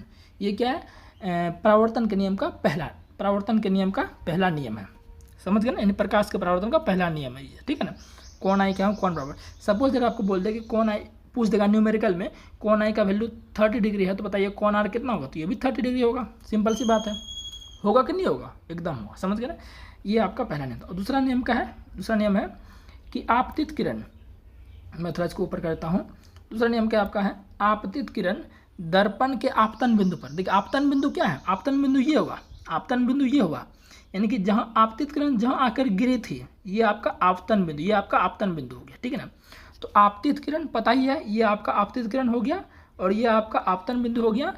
दर्पण के आपतन बिंदु पर अभिलंब पता ही है, बीच वाला अभिलंब है, तथा परावर्तित किरण क्या है, ये आपका परावर्तित किरण है, सभी एक ही तल में होते हैं। इसका मतलब क्या है, एक ही तल का मतलब हो गया एक ही एरिया में रहते हैं, एक ही एरिया में रहते हैं। आप देख लो ना, सारे एक ही जगह है। ये दर्पण का ये साइड हो गया, ऊपर वाला साइड चिकना सतह है और ये वाला साइड पेंट किया हुआ था। तो देखो ये हो गया आपतित किरण, ये हो गया अभिलंब, ये हो गया परावर्तित किरण। ये तीनों क्या है, तीनों एक ही एरिया में तो हैं। अरे ये तीनों क्या है, एक ही एरिया में है। तो इसीलिए हम बोल रहे हैं कि आपतित किरण, अभिलंब और आपका परावर्तित किरण तीनों एक ही तल में होते हैं, समतल में होते हैं, जो बोलिए। तो ये आपका क्या था, प्रकाश का परावर्तन। आई होप ये पूरी तरह से आप समझ गए होंगे प्रकाश का परावर्तन क्या है, समझ गए ना। आगे देखते हैं। तो आगे यही छोटा छोटा पॉइंट हम लिख दिए कि आपतित किरण क्या होता है, किसी प्रकाश स्रोत से, जो मैंने आपको बोल दिया, इंसिडेंट देखिए इंग्लिश भी लिख दिए हैं, है ना, जो इंग्लिश में थोड़ा है तो इंग्लिश भी देख सकते हैं। किसी प्रकाश स्रोत से आने वाली किरण को आपतित किरण कहते हैं, इसे आई से सूचित करते हैं। मैंने आपको बोल ही दिया, आपतन कोण सारा चीज़ मैंने आपको जो है ये सब बोल दिया है, जो पूरा चीज़ मैंने आपको बोल ही दिया। दर्पण में आपतन बिंदु पर सतह के लंबवत खींची गई रेखा को अभिलंब कहते हैं, मैंने बोल दिया ना आपको। देखिए ये देखिए मैंने बोल ही दिया था आपको, ये प्रकाश स्रोत से आने वाली किरण को आपतित किरण, और ये क्या था, दर्पण का आपतन बिंदु पर एकदम सीधा लंबवत एक परपेंडिकुलर लाइन खींचेंगे ऊपर की ओर, तो वो आपका नॉर्मल अभिलंब हो जाएगा। और ये आपका क्या है, ये आपका रिफ्लेक्टेड रे परावर्तित किरण है। सब मैंने आपको बोल दिया था, सबका डेफिनेशन आपको बोल दिया था, तो वही मैंने यहाँ पर लिख लिया था। तो आप इसको पढ़ लेना, क्या इसमें कुछ है ही नहीं समझाने को लेकर, इसको आप पढ़ लेना, ठीक है ना। चलिए अब हम देखते हैं किरण पुंज, देखते हैं क्या देखते हैं मेरे भाई, किरण पुंज देखते हैं। मैंने आपको बोल दिया था बीम ऑफ लाइट या रे ऑफ लाइट भी आप बोल सकते हैं, ठीक है ना। अब समझते हैं किरण पुंज को। किरण पुंज क्या होता है, इसको इंग्लिश में बीम ऑफ लाइट बोलते हैं, ठीक है ना। तो समझते हैं क्या होता है बीम ऑफ लाइट, या आप रे ऑफ लाइट बोल सकते हैं, ठीक है ना। किरण पुंज यानी कि जब बहुत सारे, जैसे मान चलिए आपका एक लाइट है, ये लाइट सोर्स है, ठीक है ना। इससे क्या है, बहुत सारी प्रकाश निकल रहा है, क्या निकल रहा है, बहुत सारे प्रकाश निकल रहा है। तो मैंने आपको बोला प्रकाश जो निकल रहा है ये रे के फॉर्म में निकलता है, क्या निकलता है, रे के फॉर्म में। अब चूंकि ये बहुत सारे रे निकल रही है, कितने निकल रही है, बहुत सारे रे निकल रही है। तो बहुत सारे रे यानी कि ग्रुप्स ऑफ रे निकल रही है। तो ग्रुप्स ऑफ रे यानी कि यहाँ किरणों की संख्या निकल रही है, यानी कि किरणों का समूह के रूप में निकल रहा है। तो किरणों के समूह को किरण पुंज कहेंगे। सिंपल अगर आपको कोई पूछे, groups of beam is called beam of light, इतना ध्यान रखना है। तो प्रकाश के किरणों के समूह को हम क्या कहेंगे, किरण पुंज कहेंगे। वही हमने यहाँ पर लिखा हुआ। अब यह क्या होता है, 3 प्रकार के होते हैं। तो आपको देख लेना, मैं आपको दिखाता हूँ, डायग्राम के माध्यम से बताऊँगा ताकि दिक्कत ना हो। पहला आपका क्या है, अपसारी किरण पुंज। क्या है, अपसारी किरण पुंज। दूसरा समांतर, तीसरा अभिसारी। अब तीनों को बारी बारी से देखते हैं क्या होता है, ठीक है ना। पहले अपसारी देखते हैं। देखिए अपसारी किरण पुंज क्या है। अपसारी किरण पुंज का मतलब होता है, देखिए अपसारी जो वर्ड है ना, अपसारी जो वर्ड है इसका मतलब होता है फैलना। क्या होता है, फैलना। बात को समझिए ध्यान से। इसका मतलब क्या होता है, अपसारी वर्ड का मतलब ही होता है फैलना। क्या होता है, फैलना, स्प्रेड का मतलब फैलना होता है ना, तो वही है फैलना, ठीक है ना। समझते हैं क्या होता है। इसमें एक बिंदु स्रोत से, मतलब कोई प्रकाश का बिंदु स्रोत है, उससे क्या है बहुत सारी किरणें निकलकर चारों ओर हमारे क्या होता है फैलती है। जैसे देखिए ये हमारा एक लाइट सोर्स है, ये हमारा क्या है लाइट सोर्स है। ये लाइट सोर्स का एक बिंदु डॉट सोर्स मान लेते हैं। क्या ये लाइट सोर्स का डॉट सोर्स मान लेते हैं। अब इससे क्या है कि सभी दिशाओं में बहुत सारे किरण क्या है निकल रही है, सभी दिशाओं में क्या निकल रही है बहुत सारे किरणें। इस तरह से किरण देखिए इस लाइट सोर्स से क्या है बहुत सारे किरण आपका सभी दिशाओं में निकल रही है। तो ये लाइट्स यानी कि एक बिंदु स्रोत से, एक डॉट सोर्स से लाइट का सारी किरणें बहुत सारी किरणें निकल रही है। तो इस वाले को क्या बोलेंगे आप सारे किरण बोल। तो फैल ही रहा है ना यहाँ पर, आप देखो ना फैल रहा है, देखो फैल रहा है फैल रहा है फैल रहा है। सिर्फ एक बिंदु प्रकाश के सिर्फ एक बिंदु स्रोत से बहुत सारी किरण निकल कर फैल गई है, तो इसीलिए इसको क्या बोल रहे हैं अपसारी। अपसारी वर्ड ध्यान रख लो ना आप, अपसारी वर्ड का मतलब ही होता है फैलना। समझ गए ना बात। चलिए अब सेम अभिसारी। अब अभिसारी क्या है, इसका उल्टा होता है। इसका मतलब होता है इकट्ठा करना। क्या होता है इकट्ठा, बोलते हैं ना सब इकट्ठे हो जाओ, असेंबल, असेंबल हो जाओ की जगह क्या हो असेंबल, एकत्रित हो जाओ, असेंबल हो जाओ की जगह। तो अभिसारी का मतलब क्या था इकट्ठा होना। अब इसमें क्या होगी कि प्रकाश बहुत सारे प्रकाश होंगे। जैसे मान चलिए ये हमारा यहाँ पर टॉर्च जला दिए, यहाँ पर हम बल्ब जला दिए, तो इससे क्या है कि बहुत सारे इससे भी लाइट निकल दी, इससे भी लाइट निकल दी है ना। तो क्या होगा कि सभी से किरणें निकल के, सब इससे भी किरणें निकल के, इससे किरणें निकल के, इससे निकल के, इससे निकल के, ये एक बिंदु पर जाकर क्या होगी इकट्ठा हो जाएगी। सारी किरणें जो भी प्रकाश की किरणें आ रही है सभी क्या होगी एक बिंदु पर इकट्ठा हो जाएगी। ये आपकी क्या होगी बिंदु पर इकट्ठा हो जाएगी, ये क्या होगी बिंदु पर इकट्ठा हो जाएगा। तो इस प्रकार का जो हमें बीम लाइट देखने को मिलेगा उसको बोलेंगे अभिसारी किरण पुंज। यानी कि देखो ना अब इकट्ठा हो गया, यहाँ पे देखो सब एक पॉइंट पर जाकर इकट्ठा हो गई, इकट्ठा हो गई, इकट्ठा बहुत सारी किरण आई एक पॉइंट पर जाकर इकट्ठा हो गई, यानी अभिसारित हो गई। तो अभिसारी किरण पुंज सिंपल बात है। अब समांतर सिंपल है, नाम ही है समांतर इन पैरेलल। पैरेलल देखो इसमें सब पैरेलल है, इसमें क्या होंगी बीम ऑफ लाइट पैरेलल होगी, एक दूसरे क्या होगी पैरेलल होगी। सिंपल है, ठीक है ना। चलिए तो यहाँ तक आई थिंक क्लियर हो गया होगा। अब देखते हैं प्रतिबिंब इमेज क्या होता है। अब क्या देखेंगे प्रतिबिंब इमेज क्या होता है। देखिए इमेज क्या होता है कुछ भी नहीं। अरे भाई अपना खुद का फ़ोटो बनना वो इमेज है। खुद का फ़ोटो बनना क्या है इमेज है। इसमें कोई सोचने वाली बात है क्या, नहीं बिल्कुल भी नहीं। खुद का फ़ोटो बनना क्या इमेज है। लेकिन क्या ऐसे हम बोल दिए क्या यही डेफिनेशन है इमेज का, नहीं मेरे भाई, साइंस में कुछ अलग ही डेफिनेशन है। आइए समझते हैं इसको। किसी बिंदु स्रोत से, ठीक है, किसी बिंदु स्रोत का मतलब यहाँ पर हो गया कि किरणें की स्रोत से, यानी किसी बिंदु स्रोत से प्रकाश की किरणें आएंगे, ठीक है ना। प्रकाश की किरणें दर्पण से परावर्तन के बाद, अब देखिए परावर्तन वर्ड का मैंने आपको मतलब समझा दिया। अब आप हमें दोबारा नहीं पूछ सकते हैं कि सर परावर्तन वर्ड का मतलब क्या होता है। चलो एक बार और बता देते हैं। परावर्तन शब्द का मतलब होता है किसी दर्पण पर अगर प्रकाश की किरणें वहाँ पर पड़े जाके तो वापस वो क्या होगी वहाँ से उसको उठाकर फेंक देगी, यानी कि परावर्तन कर देगी। जैसे आई थी वैसे ही दर्पण उसको भेज देगी। ये आपका परावर्तन का मतलब होता है, समझ गए ना। तो किसी बिंदु स्रोत से आती प्रकाश की किरणें दर्पण से परावर्तन के बाद जिस बिंदु पर मिलती है या मिलती हुई प्रतीत होती है, यहाँ वर्ड को फोकस करिएगा, मिलती है या मिलती हुई प्रतीत होती है, यानी कि या तो रियल में मिलती है या तो वो नकली में मिलती है। यानी कि या तो वो रियल में मिलती है या वो मिलती नहीं है लेकिन लगता है कि हमें वो मिलती है। वास्तव में रियल में वो नहीं मिलता लेकिन हमें लग रहा है कि है ना वो मिल रहा है। तो ऐसा प्रकार का जो भी जिस भी पॉइंट पर हमें देखने को मिलेगा उस पॉइंट पर क्या बनेगा इमेज बनेगा।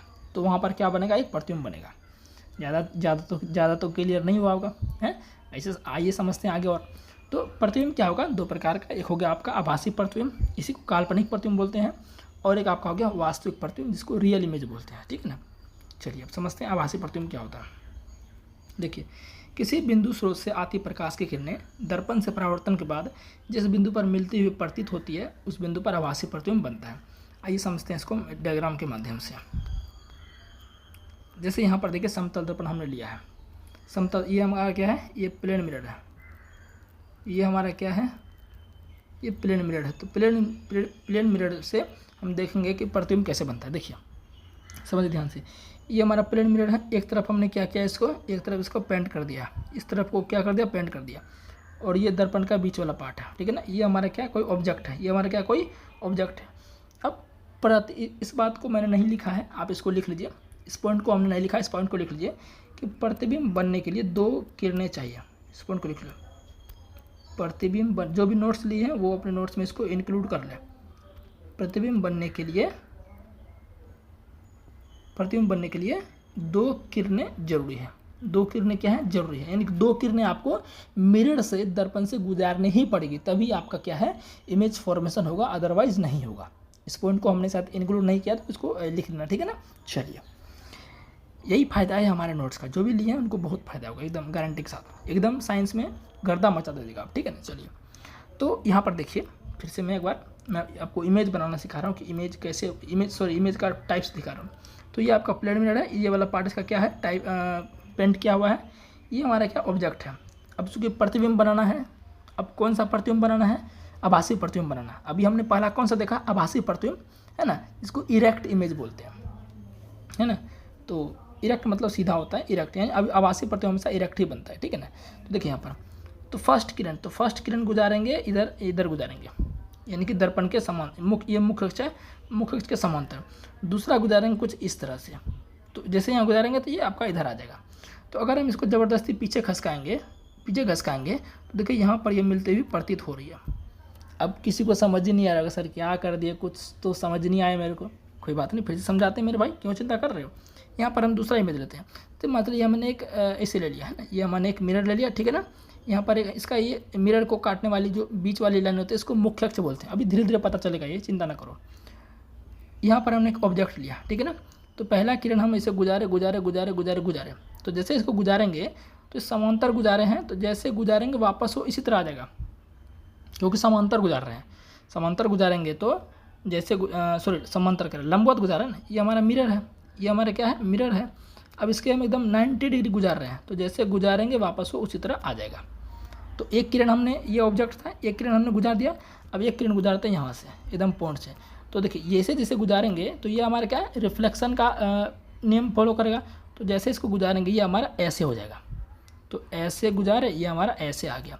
तो देखिए दोनों किरणें जो दर्पण से परावर्तन हुई, पहला किरण कौन सा परावर्तन हुआ, पहला हमारा ये किरण था, कलर चेंज करते हैं, पहला हमारा क्या, ये किरण था, तो ये किरण गई यहाँ पर गई, तो परावर्तन ऐसा ही हो गया। और ये किरण ऐसे गई तो ऐसे परावर्तन हो गए दर्पण से यहाँ पर लगने के बाद, ठीक है। तो मिल तो दोनों किरणें कहीं नहीं रही है, तो प्रतिबिंब बनेगा ही नहीं। तो जब नहीं मिल रहा है तो हमें ज़बरदस्ती मिलाना पड़ेगा। तो अब ये वाला यही था ना परावर्तन किरण, तो इसको पीछे घसका यहाँ पर, और एक ये वाला था, इसको भी पीछे घसका। तो पीछे घसकाने के बाद यहाँ पर मिला ना, दोनों यहाँ पर मिला कि नहीं, यहाँ पर मिला तो प्रतिबिंब बनेगा। तो हमने यहाँ पर ये रियल में नहीं मिला, हमने ज़बरदस्ती मिलाया, तो ज़बरदस्ती मिला कहाँ पर, यहाँ पर मिला, तो यहाँ पर क्या बना, आभासी प्रतिबिंब बना। क्या बना मेरे भाई, आभासी प्रतिबिंब बना। उम्मीद है कि साथियों समझ गए होंगे आभासी प्रतिबिंब क्या होता है। समझ गए आभासी प्रतिबिंब क्या होता है, दर्पण जब दो किरणें दर्पण से परावर्तन के बाद आपस में नहीं मिलती है, यानी कि रियल रूप में वास्तव में नहीं मिलती है, हम ज़बरदस्ती मिलाते हैं, तो जहाँ पर ये मिलती है ज़बरदस्ती, वहीं पर क्या होता है, आभासी प्रतिबिंब बनता है। समझ गए ना बात को। चलिए, अब इसी की बात करें, अगर हम इसी में थोड़ा समझा दें आपको, अगर रियल में मिल जाती है, हम उसको ज़बरदस्ती नहीं मिलाते, रियल में मिल जाती है, तो कैसा प्रतिबिंब बनता है, वास्तविक प्रतिबिंब बनता है। अब मैं यहाँ पर इसको भी नहीं बताऊँगा, आगे है तो मैं आपको बताऊँगा, ठीक है ना। तो रियल में अगर मिल जाएगी तो कौन सा बनेगा, रियल इमेज, यानी कि वास्तविक प्रतिबिंब। अगर रियल में नहीं मिलेगा, ज़बरदस्ती हम मिलाएंगे, तो आपका आभासी प्रतिबिंब। समझ गए ना बात को। चलिए, वही चीज़ यहाँ पर हम लिखे हुए हैं, एक बार फिर से हम आपको बोल देते हैं, हाँ पढ़ देते हैं एक बार। किसी बिंदु स्रोत से आती प्रकाश की किरणें दर्पण से परावर्तन के बाद जिस बिंदु पर मिलती हुई प्रतीत होती है, तो देखा है ना आपने, ज़बरदस्ती मिलाए थे हम, उसे क्या कहते हैं, उस बिंदु पर आभासी प्रतिबिंब बनेगा। यह प्रतिबिंब हमेशा सीधा बनता है, इसे पर्दे पर प्राप्त नहीं किया जा सकता है। पर्दे पर प्राप्त कहने का मतलब है, क्योंकि ये ज़बरदस्ती बनाया हुआ इमेज है, तो हम इसको पर्दे पर नहीं उतार सकते हैं, ठीक है ना। और ये क्या बनेगी, सीधा बनेंगे। बोलेगा आभासी प्रतिबिंब कैसा बनता है, तो ये सीधा बनता है, ठीक है, इस बात को ध्यान रखना है। वही बात करें रियल इमेज क्या बनती है, ये उल्टी बनती है। रियल इमेज क्या बनती है, उल्टी। इसमें किरण दर्पण से परावर्तन के बाद बिंदु पर वास्तव में मिलती है, तो ये आपका वास्तविक प्रतिबिंब बनेगा, और ये आपका उल्टा बनता है हमेशा। रियल इमेज कैसा बनता है, हमेशा उल्टा बनता है। कैसा बनता है, उल्टा बनता है, ठीक है ना, इस बात को ध्यान रखना। और इसे प्रतिबिंब पर हम क्या कर सकते हैं, उतार सकते हैं, इसे पर्दे पर उतार सकते हैं, क्योंकि ये हमारा रियल इमेज है। समझ गए बात। उम्मीद है कि मेरे भाई आप समझ गए होंगे, ठीक है ना। तो यहाँ तक क्लियर हो गया है। अब जो हमारा पार्ट है वो है अब हम देखेंगे कि समतल दर्पण में, फिर उत्तल दर्पण में, फिर अवतल दर्पण में प्रतिबिंब कैसे बनता है, फिर आपका ये रिफ्लेक्शन ऑफ लाइट खत्म हो जाएगा। ठीक है ना। अब हम देखते हैं समतल दर्पण के द्वारा प्रतिबिंब कैसे बनता है, यानी कि image formation by plane mirror. क्या क्या इसके करैक्टरिस्टिक्स हैं, विशेषताएं क्या क्या हैं प्रतिबिंब की, सारी चीज़ें हम देखेंगे प्लेन मिरर के बारे में। ठीक है ना। तो पहले तो ये सारी चीज़ें जो लिखी है इसको तो पहले हम हंसका ही देते हैं। पहले हम चलते हैं थोड़ा सा डायग्राम की ओर, तब थोड़ा मजा आएगा। हमने यहाँ पर हालांकि डायग्राम दिया है तो, लेकिन मैं थोड़ा सा दूसरे डायग्राम से आपको अच्छे से समझाना चाहता हूँ। ठीक है ना। यहाँ पर देखिए प्लेन मिरर हमने एग्जांपल लिया है। एक बात मैं आपको थोड़ा अच्छे से और बता देता हूँ कि जो घर में जो आप आईना देखते हैं ना, जो घर में आपका मिरर होता है जिसमें आप फेस देखते हैं, that is plane mirror. That is क्या है, वो प्लेन मिरर आपका होता है ना। तो यहाँ पर आप थोड़ा सा समझने का प्रयास कीजिएगा, घबराइए मत, पूरा मैं आपको समझाऊंगा। प्लेन मिरर इसमें कहा, ये जो आपका दिख रहा है बीच वाला पार्ट, ये जो बीच वाला पार्ट आपको दिख रहा है, ये जो बीच वाला पार्ट आपको दिख रहा है, ये जो बीच वाला पार्ट है ये आपका क्या है, प्लेन मिरर। ये आपका क्या है, ये प्लेन मिरर है। ये मेरे भाई आपका क्या है, ये आपका प्लेन मिरर। मैं थोड़ा इसका सीधा खींचने का प्रयास, ये आपका प्लेन मिरर है। इसका ये वाला पार्ट जो है, ये वाला पार्ट क्या है, एकदम पेंट किया हुआ है। हालांकि इसमें नहीं दिखा गया लेकिन मैं आपको बता रहा हूँ। ठीक है ना। ये वाला पार्ट क्या है, इसका पेंट किया हुआ है, कालिप किया हुआ, पोता हुआ है। समझ गए ना बात को। तो ये आपका जो बीच में है, ये बीच में क्या है आपका, ये प्लेन मिरर हम ले लिए। क्या ले लिए, प्लेन मिरर ले लिए, जो आपके घर में नॉर्मली होता है, दैट इज प्लेन मिरर। ठीक है ना। अब हमें क्या करना है, इस मिरर से इमेज को बनाना है। क्या करना है, इमेज यानी कि प्रतिबिंब बनाना है। आपको मैंने बहुत अच्छी तरह से बताया है कि इमेज फॉर्मेशन के लिए, क्या इमेज फॉर्मेशन यानी कि प्रतिबिंब बनाने के लिए, इमेज फॉर्मेशन के लिए आपको दो किरणें की जरूरत है। कितने, दो किरण, दो रेज की जरूरत है। तभी आपका इमेज फॉर्मेशन होगा किसी भी मिरर में, चाहे प्लेन मिरर हो, कॉन्वेक्स मिरर हो, इवन लेंस क्यों ना हो, सब में आपको दो किरणें चाहिए हमें ऑब्जेक्ट से। जिस भी ऑब्जेक्ट का हमें इमेज बनाना है उस ऑब्जेक्ट से दो किरणें हमें गुजारनी पड़ेंगी, तभी जाके इमेज फॉर्मेशन होगा। इस बात को ध्यान रखना है। समझ गए ना बात को, हालांकि मैंने आपको ऑलरेडी बता दिया है।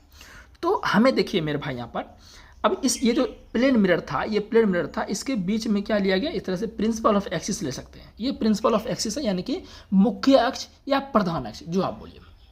अभी इसके बारे में और देखेंगे, मुख्य अक्ष प्रधान अक्ष क्या होता है इसके बारे में देखेंगे, जो कि जो आपका क्या कहते हैं स्फेरिकल मिरर होता है, गोलीय दर्पण में इसको और अच्छे से समझेंगे। फिलहाल आप समझिए कि दर्पण के जो बीच वाला पार्ट है ना, ये वाला बीच वाला पार्ट जो है, इस वाले पार्ट को हम क्या बोलेंगे, थोड़ा मैं अलग कलर कर देता हूँ। ये दर्पण का जो बीच वाला पार्ट है इसको बोलेंगे प्रिंसिपल ऑफ एक्सिस, यानी प्रिंसिपल एक्सिस बोलिए, प्रधान अक्ष या मुख्य अक्ष बोलिए। ठीक है ना।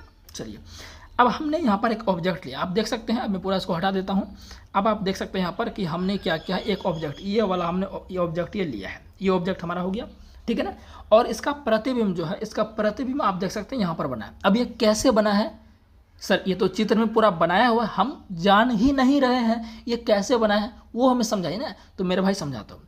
ये चीज़ तो आपको क्लियर है कि किसी भी ऑब्जेक्ट का, किसी भी मिरर में इमेज फॉर्मेशन के लिए दो किरण आवश्यक है, दो किरण नेसेसरी है, तभी जाके इमेज फॉर्मेशन होगा। तो देखिए फर्स्ट, देखिए ये आपका ऑब्जेक्ट है, इससे देखिए पहला ये देखिए पहला जो है आपका किधर से गुजारा गया, ये आपका गुजारा गया है, ये आपका गुजारा गया है प्लेन मिरर के लंबवत।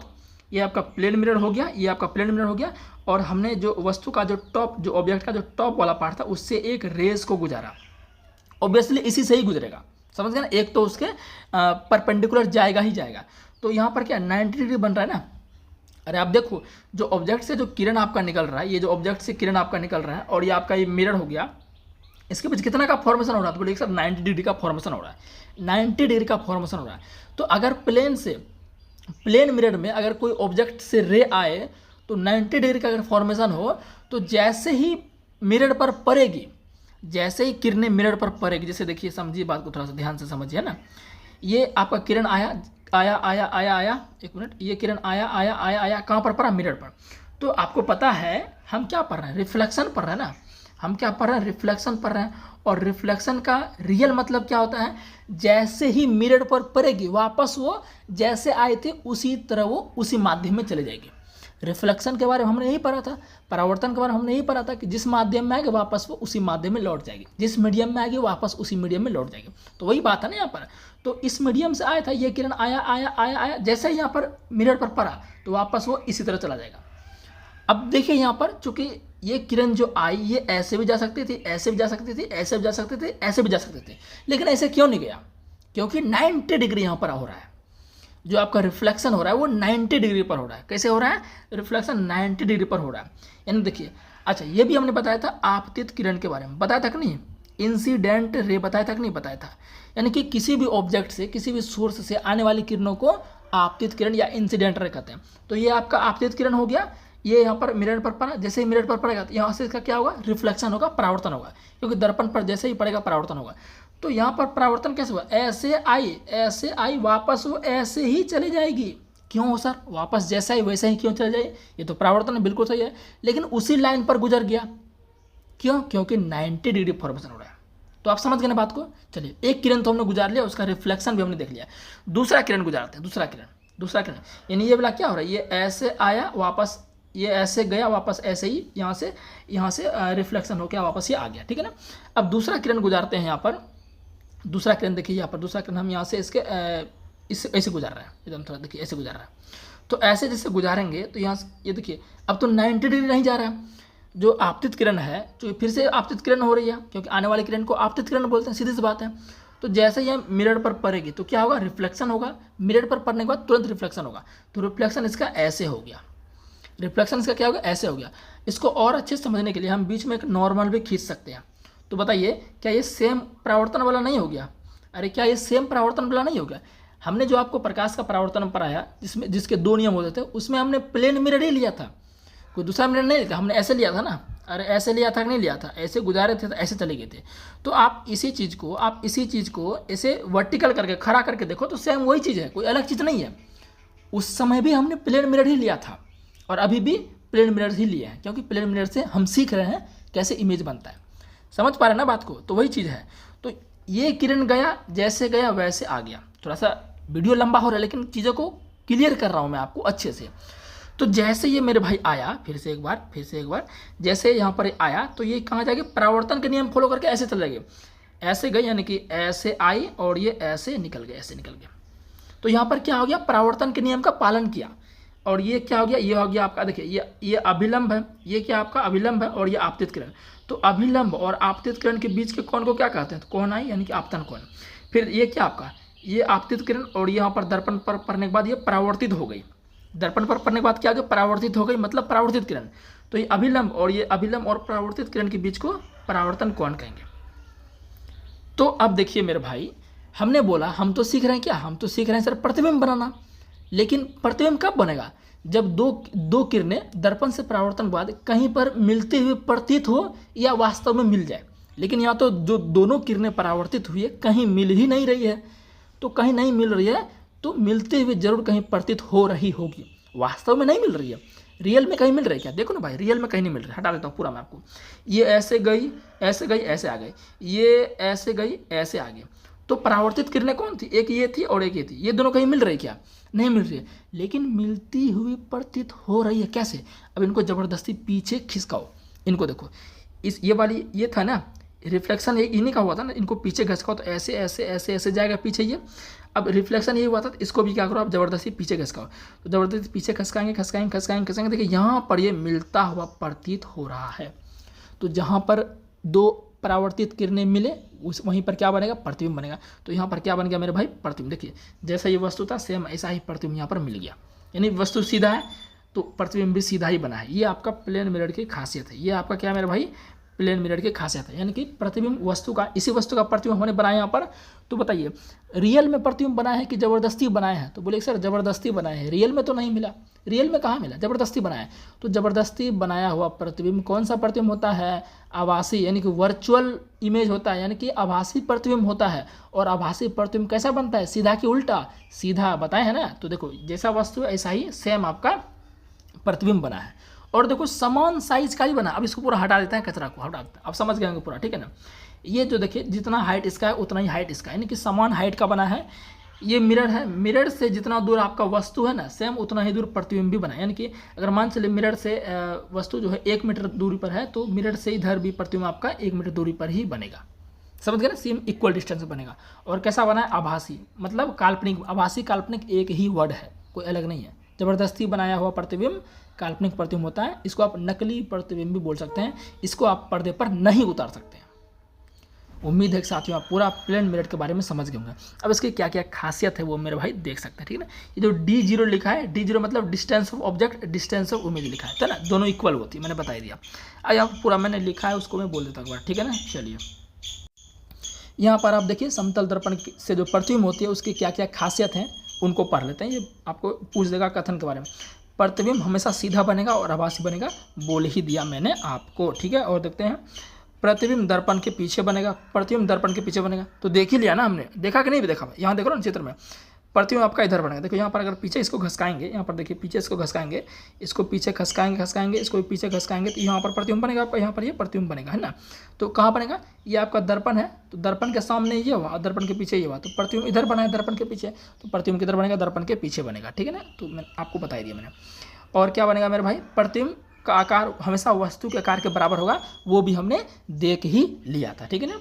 जब दर्पण को थीटा डिग्री घुमाया जाएगा, अब देखिए यहाँ पर इंपॉर्टेंट पॉइंट देखिए, जब दर्पण को थीटा डिग्री घुमाएंगे ना, तो प्रतिबिंब जो आपका है, जो परावर्तित किरण है, वो कैसे घूम जाएगा, 2 थीटा कोण से घूम जाएगा। यानी कि दर्पण से मतलब आपका दर्पण है, इसको क्या किए, यहाँ पर देखिए आप, ये क्या देखिए, यहाँ देखिए, इसको क्या किए हम थीटा, ये दर्पण था ना आपका, इसको क्या किए थोड़ा सा, इसको हम ऐसा ये ऐसा था दर्पण, इसको हम क्या किए थोड़ा सा ऐसे घुमा दिया, अब ये टेढ़ा हो गया, मतलब थीटा एंगल से इसको हम क्या किए थोड़ा सा घुमा दिया, तो परावर्तित किरणें कैसे घूम जाएगी, 2 थीटा से। ध्यान रखिए कैसे घूम जाएगी, 2 थीटा से घूम जाएगी, बात को ध्यान रखना, ठीक है ना। चलिए वही चीज़ यहाँ पर हमने लिखी हुई है, आगे देखते हैं विशेषता है। यदि आप अपना चेहरा पूरा देखना चाहते हैं, किसमें, समतल दर्पण में। अब चूँकि घर में आपका जो मिरर होता है वो कैसा होता है, समतल दर्पण ही होता है। अगर आप चाहते हैं कि पूरा फेस देखना, पूरा फेस देखना चाहते हैं, पैर उर सब देखना चाहते हैं अपने मिरर में, तो मिरर आपका कैसा होना चाहिए। मिरर साथियों आपका जो है, आपका मान चलिए आप 6 फीट के, आप कितने फीट के हैं, 6 फीट के। आप चाहते हैं कि नहीं हम 6 फीट का पूरा अपना पूरा बॉडी देख लें प्लेन मिरर में, तो मिरर का हाइट कितना होना चाहिए, आपके हाइट का आधा होना चाहिए। यानी 6 फीट का आप हैं तो 3 फीट का मिरर होना चाहिए, अगर आप पूरा अपना बॉडी देखना चाहते हैं, पूरा इमेज अगर आप बनाना चाहते हैं प्लेन मिरर में। तो समझ गए ना बात को। चलिए आगे देखते हैं। और ये हाँ हो ही गया ना, लगभग हो ही गया। जैसे देखिए मैंने यहाँ पर दिया, जैसे आप 6 फीट के हैं तो दर्पण आपको 3 फीट का होना चाहिए। और एक चीज़, जैसे आप मान चलिए मेरे भाई, और पॉइंट कुछ छूट गया क्या इसमें, लगभग तो सब बोल ही दिया मैंने। हाँ एक चीज़ और, जैसे मान चलिए कि प्लेन मिरर, जैसे मान चलिए आपका साथियों क्या है कि प्लेन मिरर है, क्या है, ये आपका घर का आईना है, ये आपका क्या है, घर का आईना है, ये आपका क्या साथियों, घर का ये आईना है। तो घर का जो आईना है मेरे भाई, इसमें अगर आप चाहते हैं, यहाँ आप खड़े हैं, यहाँ पर ये आप खड़े हैं, ठीक है ना, ये घर का आईना होगा, ये आप यहाँ खड़े हैं, आप थोड़ा सा गति करिएगा ना, मतलब आप थोड़ा सा आईने के दर्पण के सामने दौड़िएगा, तो अगर आप भी वेग से दौड़ रहे हैं, मान चलिए आपका गति जो है भी वेलोसिटी भी है, तो दर्पण में आप 2v से दौड़ते हुए दिखिएगा। यानी अगर आपका गति भी है तो दर्पण में 2v गति से देखने को आपको मिलेगा। समझ पाएंगे बात को, उम्मीद है कि मेरे भाई समझ गए होंगे, ठीक है ना। आगे बढ़ते हैं। तो जो भी नोट्स लिए हैं थोड़ा इन सब पॉइंट को ऐड कर लेना मेरे भाई, ठीक है। इन सब पॉइंट क्या करना, थोड़ा सा ऐड कर लेना, क्या दिक्कत है, कर लो भाई, 1-2 पॉइंट छूट जाए तो उसके लिए हम क्लास में करा देंगे ना, आपको चिंता बिल्कुल नहीं करना है आपको, ठीक है ना। चलिए तो ये आपका हो गया, और कुछ पॉइंट, लगभग सारे पॉइंट इसके जो है हमने आपको बता दिया। हाँ एक और पॉइंट आपको, एक और पॉइंट आप इसमें लिख लेना है, शायद इसमें नहीं दिख रहा है मुझे। हाँ एक और पॉइंट लिख लीजिए कि समतल दर्पण में क्या बनता है, पार्श्व प्रतिबिंब बनता है। क्या बनता है, पार्श्व, इस सबको लिख लो, जो नोट्स लिए उसको लिख लो। समतल दर्पण में कैसा प्रतिबिंब बनता है, पार्श्व प्रतिबिंब बनता है।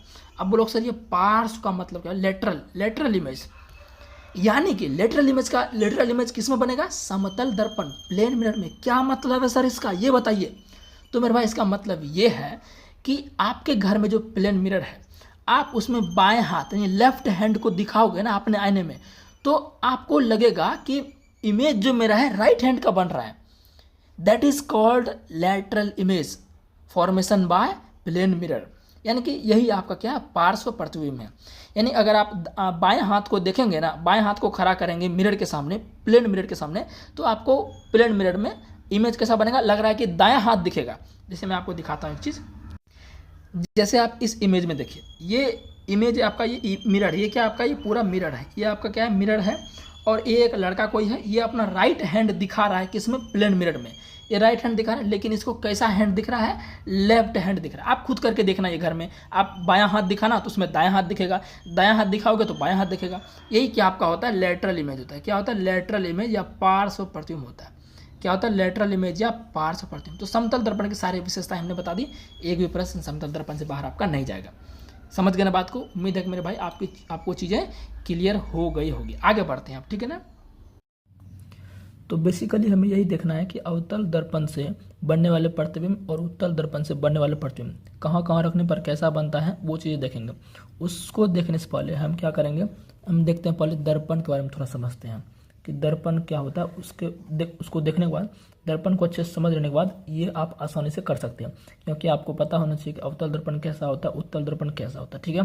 तो चलिए, तो हम क्या करते हैं, एक गोल बनाते हैं। इसको साथियों हम बोलेंगे गोलीय दर्पण। क्या बोलेंगे, गोलीय दर्पण बोलेंगे, ठीक है ना, क्योंकि गोल है इसलिए इसको क्या बोल रहे हैं, गोलीय दर्पण बोल रहे हैं। अब इसको क्या किया जाता है, ये कांच का होता है, मतलब कह रहे हैं कि दर्पण क्या होता है आपका, दर्पण आपका होता है एक साइड का लेपा हुआ होता है और एक साइड लेपा हुआ नहीं होता है। दर्पण क्या होता है, एक साइड लेपा हुआ होता है, एक साइड लेपा हुआ नहीं होता है। तो इसको क्या किया जाता है, इसको दो पार्ट में क्या किया जाता है, काट दिया जाता है। इस गोलीय दर्पण को दो पार्ट में क्या किया जाता है, काट दिया जाता है। जब दो पार्ट में काट देंगे तो क्या होगा, एक पार्ट अलग हो गया, एक पार्ट अलग हो गया। अब इनका अलग अलग नाम होता है। ये जो पार्ट निकला आपका, ये बन जाएगा उत्तल, और ये जो निकला ये जगह अवतल। अब इनको क्या करते हैं, अलग अलग हम लिखते हैं। इतना पार्ट कटा है इसको अलग इधर लिख लेते हैं, इधर लिख लिया अलग, ठीक है ना। और ये जो कटा है इसको भी इधर अलग लिख लेते हैं, ठीक है ना। तो देखिए अब क्या करते हैं, अब दो दर्पण हो गया, ये हो गया उत्तल, ये हो गया अवतल। अब हम कैसे जानेंगे कि कौन उत्तल है कौन अवतल है, ये जानना जरूरी है ना, तभी ना आप कंफ्यूज नहीं होइएगा। तो साथियों ध्यान रखिएगा, उत्तल किसे कहेंगे, उत्तल कहेंगे जिनका परावर्तक सतह उभरा हो, जिनका परावर्तक सतह उभरा हो। जैसे देखिए, इनको देखिए कि पहले क्या करते हैं, इसको पोत देते हैं, दाएं साइड इनको पोत देते हैं कालिप से, इसका भी दाएं साइड पोत देते हैं। दाएं साइड क्या करते हैं, हमेशा दाएं साइड आपको पोतना है। कोई भी दर्पण का किस साइड पोतना है, दाएं साइड आपको क्या करना है, पोतना है, उसका लेप लगाना है, ठीक है ना। तो देखिए ये दाएं साइड, तो दाएं साइड पोत दिए, इसको भी दाएं साइड पोत दिए। अब देखिए ये जो पार्ट इधर वाला बचा है, ये जो पार्ट था मैं इसको मोटा करता हूँ, ठीक है ना। इसको मैं थोड़ा सा क्या करता हूँ, मोटा करता हूँ आपको समझाने के लिए। ये जो मोटा वाला पार्ट इधर वाला पार्ट है, यानी कि जो बाएं इधर बाएं साइड हो गया, इधर दाएं साइड हो गया। तो बाएं वाला जो पार्ट है ये आपका होता है परावर्तक सतह। क्या होता है ये आपका परावर्तक सतह कहलाता है।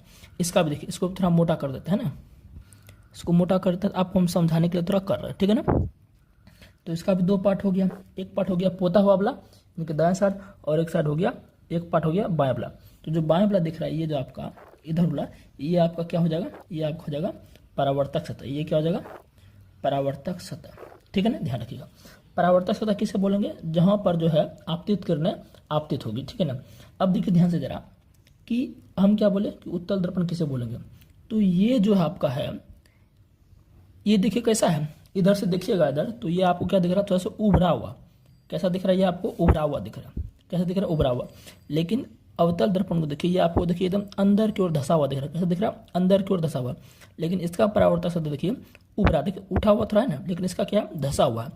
तो उत्तल दर्पण किसे बोलेंगे, जिसका परावर्तक सतह उभरा हो, और अवतल किसे बोलेंगे, जिसका परावर्तक सतह धसा हुआ हो। ऐसे भी वो डायरेक्ट निम्नलिखित में से कौन अवतल दर्पण उत्तल दर्पण के बारे में सही नहीं है, ऐसे करके वो पूछ सकता। तो ये जो पॉइंट बोले इसको आप क्या कीजिएगा, लिख लीजिएगा ध्यान से, ठीक है ना।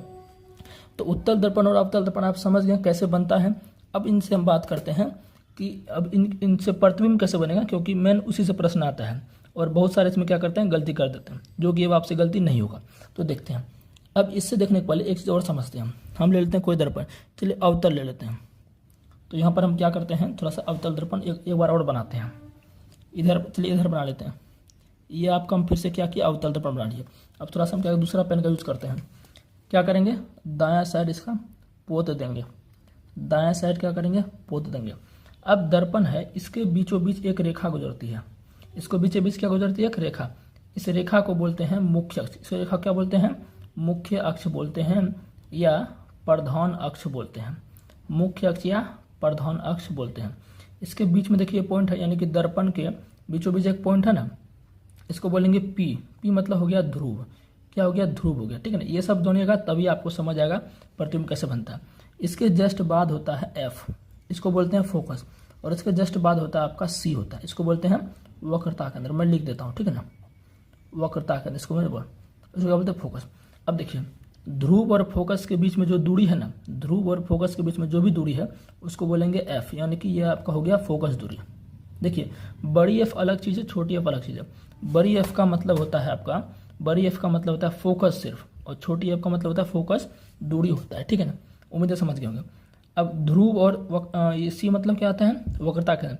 ध्रुव और वक्रता केंद्र के बीच की दूरी क्या कहेंगे, आर कहते हैं, यानी कि वक्रता त्रिज्या कहते हैं। क्या कहते हैं, वक्रता त्रिज्या। उम्मीद है ये जो दोनों पॉइंट बताएं समझ गए होंगे, ठीक है ना। अब देखिए ये जो वक्रता त्रिज्या है ना, ये फोकस का दोगुना होता है, तो हम लिख सकते हैं वक्रता त्रिज्या क्या होता है, फोकस का दोगुना होता है। तो इससे सवाल आते हैं, और ये चीज़ें जो मैं बता रहा हूँ, ये चीज़ मैं बता रहा हूँ, ध्रुव, फोकस, वक्रता केंद्र, ये सिर्फ अवतल के लिए नहीं है, ये उत्तल के लिए भी है, ठीक है ना। और ये भी फॉर्मूला आपका उत्तल अवतल दोनों के लिए, यानी कि दर्पण के लिए लागू होता है, ठीक है ना। उम्मीद है कि ये चीज़ें आप समझ गए होंगे, ठीक है ना। अब एक चीज़ और लिख लीजिए, दर्पण सूत्र। दर्पण सूत्र क्या होता है, 1/v बराबर 1/f बराबर 1/v प्लस 1/u। ये आपका न्यूमेरिकल के लिए काम आता है, लेकिन मैं इस वीडियो में न्यूमेरिकल वाला चीज़ें नहीं बताऊंगा। मैं सिर्फ बताऊंगा प्रतिबिंब कैसे बनता है ना, वो चीज़ें बताऊंगा, क्योंकि उससे ज़्यादा प्रश्न आता है। न्यूमेरिकल लीजिए रहता है, तुरंत बना लीजिएगा। तो ये दर्पण का सूत्र होता है, याद रख लीजिएगा।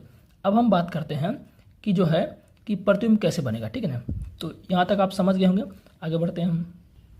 तो अब हम क्या लिखे हैं, गोलीय दर्पण के लिए किरण आरेख। किरण आरेख अगर आपको याद हो गया, समझिए चुटकियों में आप साथियों जो है अवतल दर्पण और उत्तल दर्पण से प्रतिबिंब आसानी से याद हो जाएगा। तो समझते हैं गोलीय दर्पण के लिए किरण आरेख। वही बात करेंगे, किसी एक में समझ लेंगे तो दोनों के लिए वो फॉलो होगा, चाहे अवतल ले लीजिए चाहे उत्तल ले लीजिए। अवतल में थोड़ा ज़्यादा केस होता है, ज़्यादा प्रतिबिंब बनता है, तो मैं उसी को लेता हूँ। तो अवतल दर्पण फिर से वापस से हम यहाँ पर क्या करते हैं, बना लेते हैं। अवतल दर्पण कैसे होगा, परावर्तक सतह धंसा हुआ, परावर्तक सतह धंसा हुआ अंदर की ओर। तो बाहरी क्या करते हैं, बाहर वाला दाएं साइड क्या करते हैं, इसको लेप कर देते हैं। दाएं साइड हमेशा लेप, ध्यान रखिएगा। और यहाँ पूरा स्ट्रक्चर बना देते हैं जैसा पूरा बना था। ये क्या हो गया, ध्रुव, यहाँ क्या होगा फोकस, यहाँ क्या होगा वक्रता केंद्र। उम्मीद है समझ गए होंगे। पहला केस में किरण आरेख क्या है कि जब प्रकाश की किरण को, जब प्रकाश की, इस सब को लिख लीजिएगा ना, जब प्रकाश की किरण को मुख्य अक्ष के समांतर गुजारा जाए, मुख्य अक्ष के समांतर गुजारा जाए, समांतर गुजारा जाए, तो क्या होगा। तो ध्यान दीजिएगा।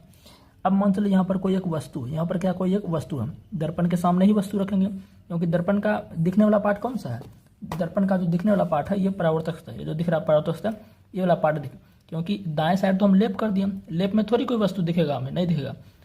जैसे आप घर में आपका समतल दर्पण रहता है, पीछे वाला पार्ट देखे होंगे क्या रहता है, वो कवर रहता है आपका, यानी कि कागज वैसे देखते हैं, लेपा अथी ढकाव का रहता है, लेपा ऊपर रहता है, तो उस तरफ नहीं ना देखते हैं, जिस तरफ दर्पण रहता है उस तरफ आप चेहरा देखते हैं। तो दर्पण इसका क्या है, इधर है, बाएं साइड है। तो यहाँ पर कोई वस्तु रख दिया। अब वस्तु से क्या करते हैं, एक मुख्य अक्ष, ये आपका क्या हो गया, मुख्य अक्ष, मुख्य अक्ष हो गया। तो मुख्य अक्ष के समांतर, तो समांतर गुजारे गुजारे गुजारे गुजारे गुजारे यहाँ आया। जैसे यहाँ पर आएगा तो क्या होगा, यहाँ पर, क्योंकि यहाँ ये क्या है, परावर्तक सतह है, ये क्या है, परावर्तक सतह, यहाँ पर किरणों का क्या होगा, परावर्तन होगा। तो जैसे यहाँ पर आता है एक किरण, कोई भी किरण, तो इसका क्या होगा, परावर्तन। परावर्तन बाद जो है ये लौटेगा फोकस से। कहाँ से लौटेगा, ये फोकस से लौटेगा। बस इतना सा प्रश्न इस बार पूछा गया था, एलपी में देखा था हमने, कि जब प्रकाश की किरण को मुख्य अक्ष के समांतर गुजरा जाए, ये रहा मुख्य अक्ष, इसके समांतर गुजारे किरण, तो लौटता कहाँ से, लौटता है फोकस से। बस सिंपल आपको ध्यान रखना। तो पहला केस क्या होगा, मुख्य अक्ष के समांतर गुजारने पर परावर्तन के बाद फोकस से गुजरती है, ठीक है ना। दूसरा केस समझते हैं हम।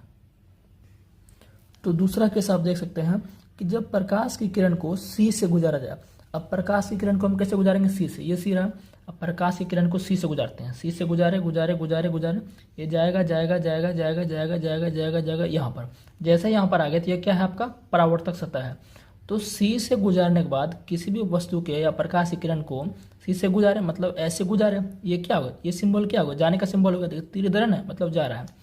तो जैसे यहाँ पर परावर्तन होगा ना यहाँ पर, तो वापस ये इसी छोर पर लौट जाएगी, इसी रास्ते पर, यानी कि ऐसे आई थी और ऐसे ये लौट जाएगी, ठीक है ना। तो ध्यान क्या रखना है, सी से गुजारने पर, सी मतलब वक्रता केंद्र, ये भी ध्यान रखना है, कभी सी भी बोल देगा, कभी आपको वक्रता केंद्र बोल देगा। तो वक्रता केंद्र से गुजारने पर परावर्तन के बाद वक्रता केंद्र से ही जाएगी। उम्मीद है समझ गया। यहाँ पर आप लिख लीजिएगा, जब प्रकाश की किरण को मुख्य अक्ष के समांतर गुजारा जाता है तो परावर्तन के बाद, ये सब आप बोल दिए थे हम, लेकिन आप लिख लीजिए, परावर्तन के बाद एफ से गुजरती है, यानी एफ से लौटती है लिख लीजिए, ठीक है ना, एफ से लौटती यहाँ पर तो गुजरेगा, तो गुजरती ही लिख लीजिए, गुजरती है। ये दो केस आप समझ गए। अब आगे देखते हैं, आगे हम ले लेते हैं इधर तीसरा बना लेते हैं ना, तीसरा इधर बना लेते हैं, तीसरा साथियों बनाते हैं। अब क्या करते हैं, सी से तो गुजारवे किए थे, पहले कहाँ गुजारे, मुख्य अक्ष के समांतर गुजारे, दूसरा कहाँ गुजारे, सी से गुजारे। अब हम क्या करते हैं, अब की बार प्रकाश किरण को फोकस से गुजारते हैं, तो देखते हैं कि वो कैसे, उनका कैसा परावर्तन होता है, ठीक है ना। तो यहाँ पर क्या करते हैं, वापस एक हम बना लेते हैं, तो एक यहाँ पर हम इधर बना लेते हैं, उधर जगह नहीं है ना। इधर हम क्या करें, सबसे पहले दर्पण बनाने के बाद आपको उसको कालिप कर देना, पोत देना, बाकी आप ये बनाना सीख गए। यहाँ क्या होगा, पी होगा, यहाँ क्या होगा, फोकस होगा, यहाँ क्या होगा, वक्रता केंद्र होगा। कहाँ से गुजारेंगे, फोकस से। इस पॉइंट को लिख लीजिए आप, ठीक है ना। जब प्रकाश की किरण को फोकस से गुजारेंगे, मान चलिए यहाँ पर एक वस्तु है कोई, ठीक है, या प्रकाश कोई वस्तु है, इससे जो किरण निकलेगा किससे गुजार रहे हैं, क्या फोकस से गुजार रहे हैं।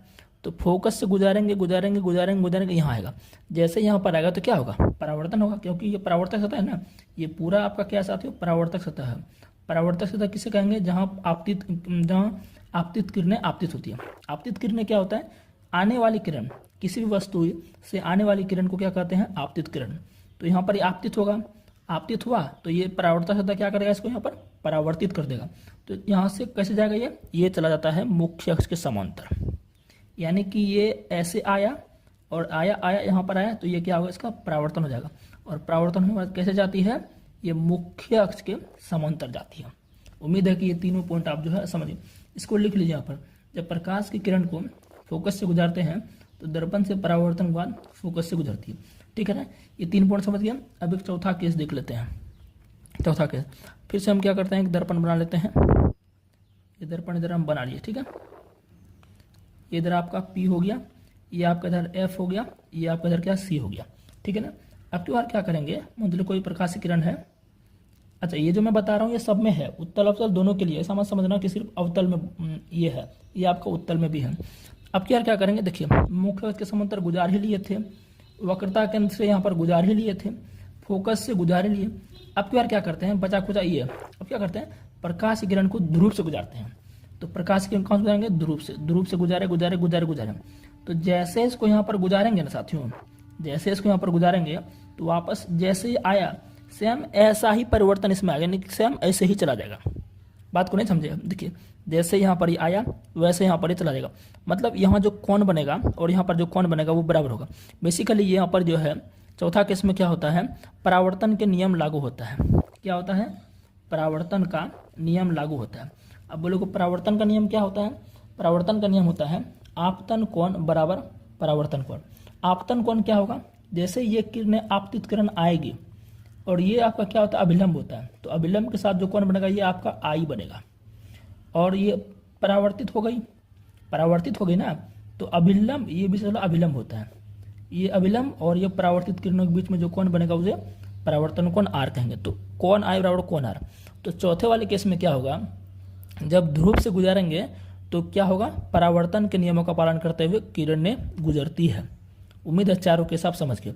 अगर ये चारों आपको आ गया, समझ गए आप जो है, चुटकी में साथियों अवतल दर्पण से प्रतिबिंब बनना, उत्तल दर्पण से प्रतिबिंब बनना कभी नहीं भूलेंगे और एग्जाम में प्रश्न कभी नहीं छूटेगा, ठीक है ना। तो इतना कंप्लीट होने के बाद अब चलते हैं जो मेन टॉपिक हमारा है उससे। इससे भी प्रश्न आपका आ सकता है, इससे प्रश्न पूछा होता है कितना गलती कर दिया, ठीक है ना, किसी से भी प्रश्न में आ सकता है आपका, एकदम फिक्स अभी करेगा। तो अब देखते हैं प्रतिबिंब कैसे बनता है। तो चलिए सबसे पहले हम क्या देख लेते हैं कि अवतल दर्पण से प्रतिबिंब कैसे बनता है। टोटल इसमें 6 केस होते हैं और 6 केस में से कोनो एक केस हमेशा पूछता ही पूछता है। तो सबसे पहले क्या है, वस्तु को कहाँ रखेंगे, जब वस्तु कहाँ हो, अनंत पर हो। हमने क्या किया, पहले से दर्पण बना दिया ताकि टाइम कम लगे। अब वस्तु को कहाँ रखने का आ रहा है कि अनंत पर, तो अनंत का मतलब क्या हुआ कि दर्पण से बहुत ज़्यादा दूर। जैसे क्या है, सूर्य हमसे क्या है, अनंत दूरी पर है, तो दर्पण से बहुत अनंत दूरी पर, मान चलिए वस्तु जो है एकदम दर्पण से बहुत, मान चलिए वस्तु आपका यहाँ पर है, वस्तु क्या आपका यहाँ पर, ये कोई वस्तु है, ठीक है ना, कुछ भी हो सकता है, फूल, लाइट, आदमी, कुछ भी हो सकता है, ठीक है ना। तो ध्यान रखिएगा कि प्रतिबिंब बनाने के लिए 2 किरण की आवश्यकता होती है। कितना किरण की, 2 किरणों की आवश्यकता होती है, 2 आपतित किरणों की, ठीक है ना। तो पहला किरण हम कहीं से भी गुजार देते हैं, तो पहला किरण हम गुजारते हैं मुख्य अक्ष के समांतर। तो पहला किरण कहाँ गुजारते हैं साथियों, मुख्य अक्ष के समांतर गुजार देते हैं। तो ये गुजार दिए हम मुख्य अक्ष के समांतर। अभी मैंने आपको प्रॉपर्टी बताया कि मुख्य अक्ष के समांतर गुजारने पर जब ये किरणें यहाँ पर पहुँच जाएगी, ये क्या है, इसका परावर्तक सतह है। अच्छा, मैंने इसको पोता नहीं था तो आप समझ जाइएगा ये दाएं साइड इसका क्या है, आपका पोता हुआ है, ठीक है ना, ये समझ जाइएगा, मैंने आपको पहले बता दिया। दाएं साइड पूरा ये क्या पोता हुआ है, बाएं साइड इसका परावर्तक सतह रहता है।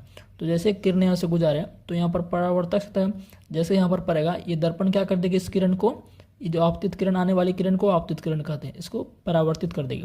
और कहाँ से गुजरेगी, तो सीधी जाएगी ये फोकस से। कहाँ जाएगी साथियों, ये जाएगी आपकी फोकस से। मैंने आपको भी जस्ट बता दिया कि मुख्य अक्ष के समांतर जाने पर वो परावर्तन से फोकस पर गुजरेगी, ठीक है ना। अभी मैंने आपको क्या बताया कि प्रतिबिंब हमको बनाना है ना अवतल दर्पण से, प्रतिबिंब बनाने के लिए कम से कम 2 किरण की आवश्यकता होती है। तो एक किरण और गुजारते हैं, तो एक किरण मान चलिए हम ऐसे गुजारते हैं, ठीक है ना। एक किरण फिर से हम गुजारते हैं मुख्य अक्ष के समांतर। और ध्यान रखिएगा, जब वस्तु अनंत पर रहेगा ना, जब वस्तु अनंत पर रहेगा तो दोनों किरण आपको मुख्य अक्ष के समांतर ही गुजारना पड़ेगा। तो मुख्य अक्ष के समांतर फिर से इनको गुजारते हैं, ये कंडीशन है, ठीक है ना। फिर से क्या होगा, ये जैसे यहाँ पर आएगा तो ये मुख्य अक्ष के समांतर गुजारे ना, कहाँ से जाएगा, ये फोकस से ही जाएगा। कहाँ से जाएगा, ये आपका फोकस से जाएगा, इस तरह से ये फोकस जाएगा। तो बताइए, ये किरणें गई और ये किरणें गई, ये दोनों किरणें जो गई है और इन दोनों किरणों का जो लौटने वाला किरण है, इसका लौटने वाला किरण कौन है, ये है, यानी इस तरह से, ऐसे ये गया और ऐसे ये चला गया, ठीक है ना। और इसका लौटने वाला किरण कौन है, ये है, इस तरह से। तो बताइए, दोनों किरणें जो कहाँ पर मिली है, यहाँ पर मिली है। तो जहाँ पर परावर्तित किरणें मिलती है वहीं पर क्या बनता है, प्रतिबिंब बनता है। जहाँ पर परावर्तित किरणें मिलती है वहीं पर क्या बनता है, प्रतिबिंब। जो एक एक पॉइंट बोल रहा हूँ ये काफ़ी इंपॉर्टेंट है, ठीक है ना। तो यहाँ पर प्रतिबिंब बना, तो प्रतिबिंब कहाँ बना, फोकस पर। कब बना, तो लिखेंगे प्रतिबिंब कहाँ बना, फोकस पर। ये सब पॉइंट आपको याद रखना पड़ेगा। प्रतिबिंब कहाँ बना है, एफ पर बना है। कहाँ बना, एफ पर। अच्छा, हम तो ज़बरदस्ती मिलाए नहीं हैं, हम ज़बरदस्ती मिलाए क्या, नहीं मिलाए। यहाँ प्रतिबिंब दर्पण अपने सब कुछ किया, तो प्रतिबिंब यहाँ पर मिला है, तो हम बोलेंगे प्रतिबिंब वास्तविक। क्या बना है, वास्तविक प्रतिबिंब। अभी समझाते हैं वास्तविक प्रतिबिंब क्या होता है। वास्तविक प्रतिबिंब क्या होता है साथियों, कि जब परावर्तित किरणें दर्पण से खुद अपने से जाकर मिलती है ना, तो वो आप क्या होता है, वास्तविक प्रतिबिंब होता है। अगर जबरदस्ती से किरणों को मिलाते हैं, परावर्तित किरणों को, तो वो आपका आभासी प्रतिबिंब होता है। आभासी प्रतिबिंब नकली प्रतिबिंब होता है, वो आपका उत्तल में आएगा। अवतल दर्पण में हमेशा क्या बनेगा, वास्तविक प्रतिबिंब। सब ध्यान रखिएगा। अच्छा, वास्तविक प्रतिबिंब मिलता है, बना है। वस्तु देखिए ऐसा है, वस्तु क्या हमारा ऐसा है, वस्तु क्या होती है ऐसा है, लेकिन यह प्रतिबिंब इसका कहाँ बना है, फोकस बना है। कितना बना है, काफ़ी छोटा बना है। क्या बना है, काफ़ी छोटा बना है। छोटा बना है, ठीक है, लेकिन ये क्या बना है, वस्तु हमारा ऐसे है ना, लेकिन यहाँ पर ये उल्टा बना है। क्या बना, उल्टा। तो वास्तविक प्रतिबिंब हमेशा कैसा बनता है, उल्टा बनता है। इस बात को ध्यान रखिएगा। वास्तविक प्रतिबिंब यानी कि ये ऐसे है ना, तो यहाँ पर ये ऐसे बना होगा, उल्टा करके ऐसे। ये इसका ऊपर था तो ये नीचे हो गया, इसी को उल्टा बोलेंगे। इसका उल्टा ये हुआ तो ऐसे यहाँ पर बना है, तो आप बोलेंगे ऐसा कहाँ दिख रहा है, यहाँ ये काफ़ी छोटा बना है, तो कैसे आपको दिखेगा। तो लिखेंगे प्रतिबिंब काफ़ी छोटा। क्या लिखेंगे, प्रतिबिंब अत्यधिक छोटा, अत्यधिक छोटा, डॉट के जैसा, डॉट के जैसा, ठीक है ना। तो ये जो पॉइंट बताए हैं ये सारा पॉइंट आपको ध्यान रखना है, ठीक है ना। चलिए अब बात करते हैं केस नंबर 2। सेकंड केस क्या है आपका, जब वस्तु को हम कहाँ रख रहे हैं, सी से पड़े। अब देखिए, पहले अनंत पर रखे थे, अब थोड़ा वस्तु को आगे बढ़ाते हैं दर्पण से। तो सी से पड़े का मतलब पता है क्या, पड़े का मतलब था पीछे। अब सी से थोड़ा पीछे रखते हैं, तो चलिए वस्तु को हम यहाँ रख देते हैं। वस्तु को कहाँ रखते हैं, यहाँ पर रख देते हैं। फिर से वही करेंगे, प्रतिबिंब बनाने के लिए 2 किरणों की जरूरी है। तो पहला किरण को क्या गुजारते हैं, पहला किरण को हमेशा आप मुख्य अक्ष के समांतर गुजारिए। तो मुख्य अक्ष के समांतर गुजारे गुजारे गुजारे, अब यहाँ से परावर्तन के बाद कहाँ जाएगी, अब तो ये याद हो गया होगा आपको, कहाँ जाएगी, ये जाएगी फोकस से। सिंपल बात, कहाँ जाएगी, ये फोकस से जाएगी, ठीक है ना। अब देखिए, दूसरा किरण हम गुजारते हैं वक्रता केंद्र से। आप फोकस से भी गुजार सकते हैं, वक्रता केंद्र से भी गुजार सकते हैं, ध्रुव से भी गुजार सकते हैं, किसी से भी गुजार सकते हैं, बात एक ही होगा, समझ गए ना। तो चलिए हम वक्रता केंद्र से गुजारते हैं। तो वक्रता केंद्र से दूसरा किरण हम गुजारते हैं, क्योंकि मैंने बोला प्रतिबिंब बनाने के लिए 2 किरण। तो ये जाएगा जाएगा जाएगा जाएगा जाएगा जाएगा जाएगा जाएगा यहाँ, जैसे यहाँ पर आएगा तो यहाँ से क्या होगा, परावर्तक सतह पर क्या होगा, परावर्तन हो जाएगा।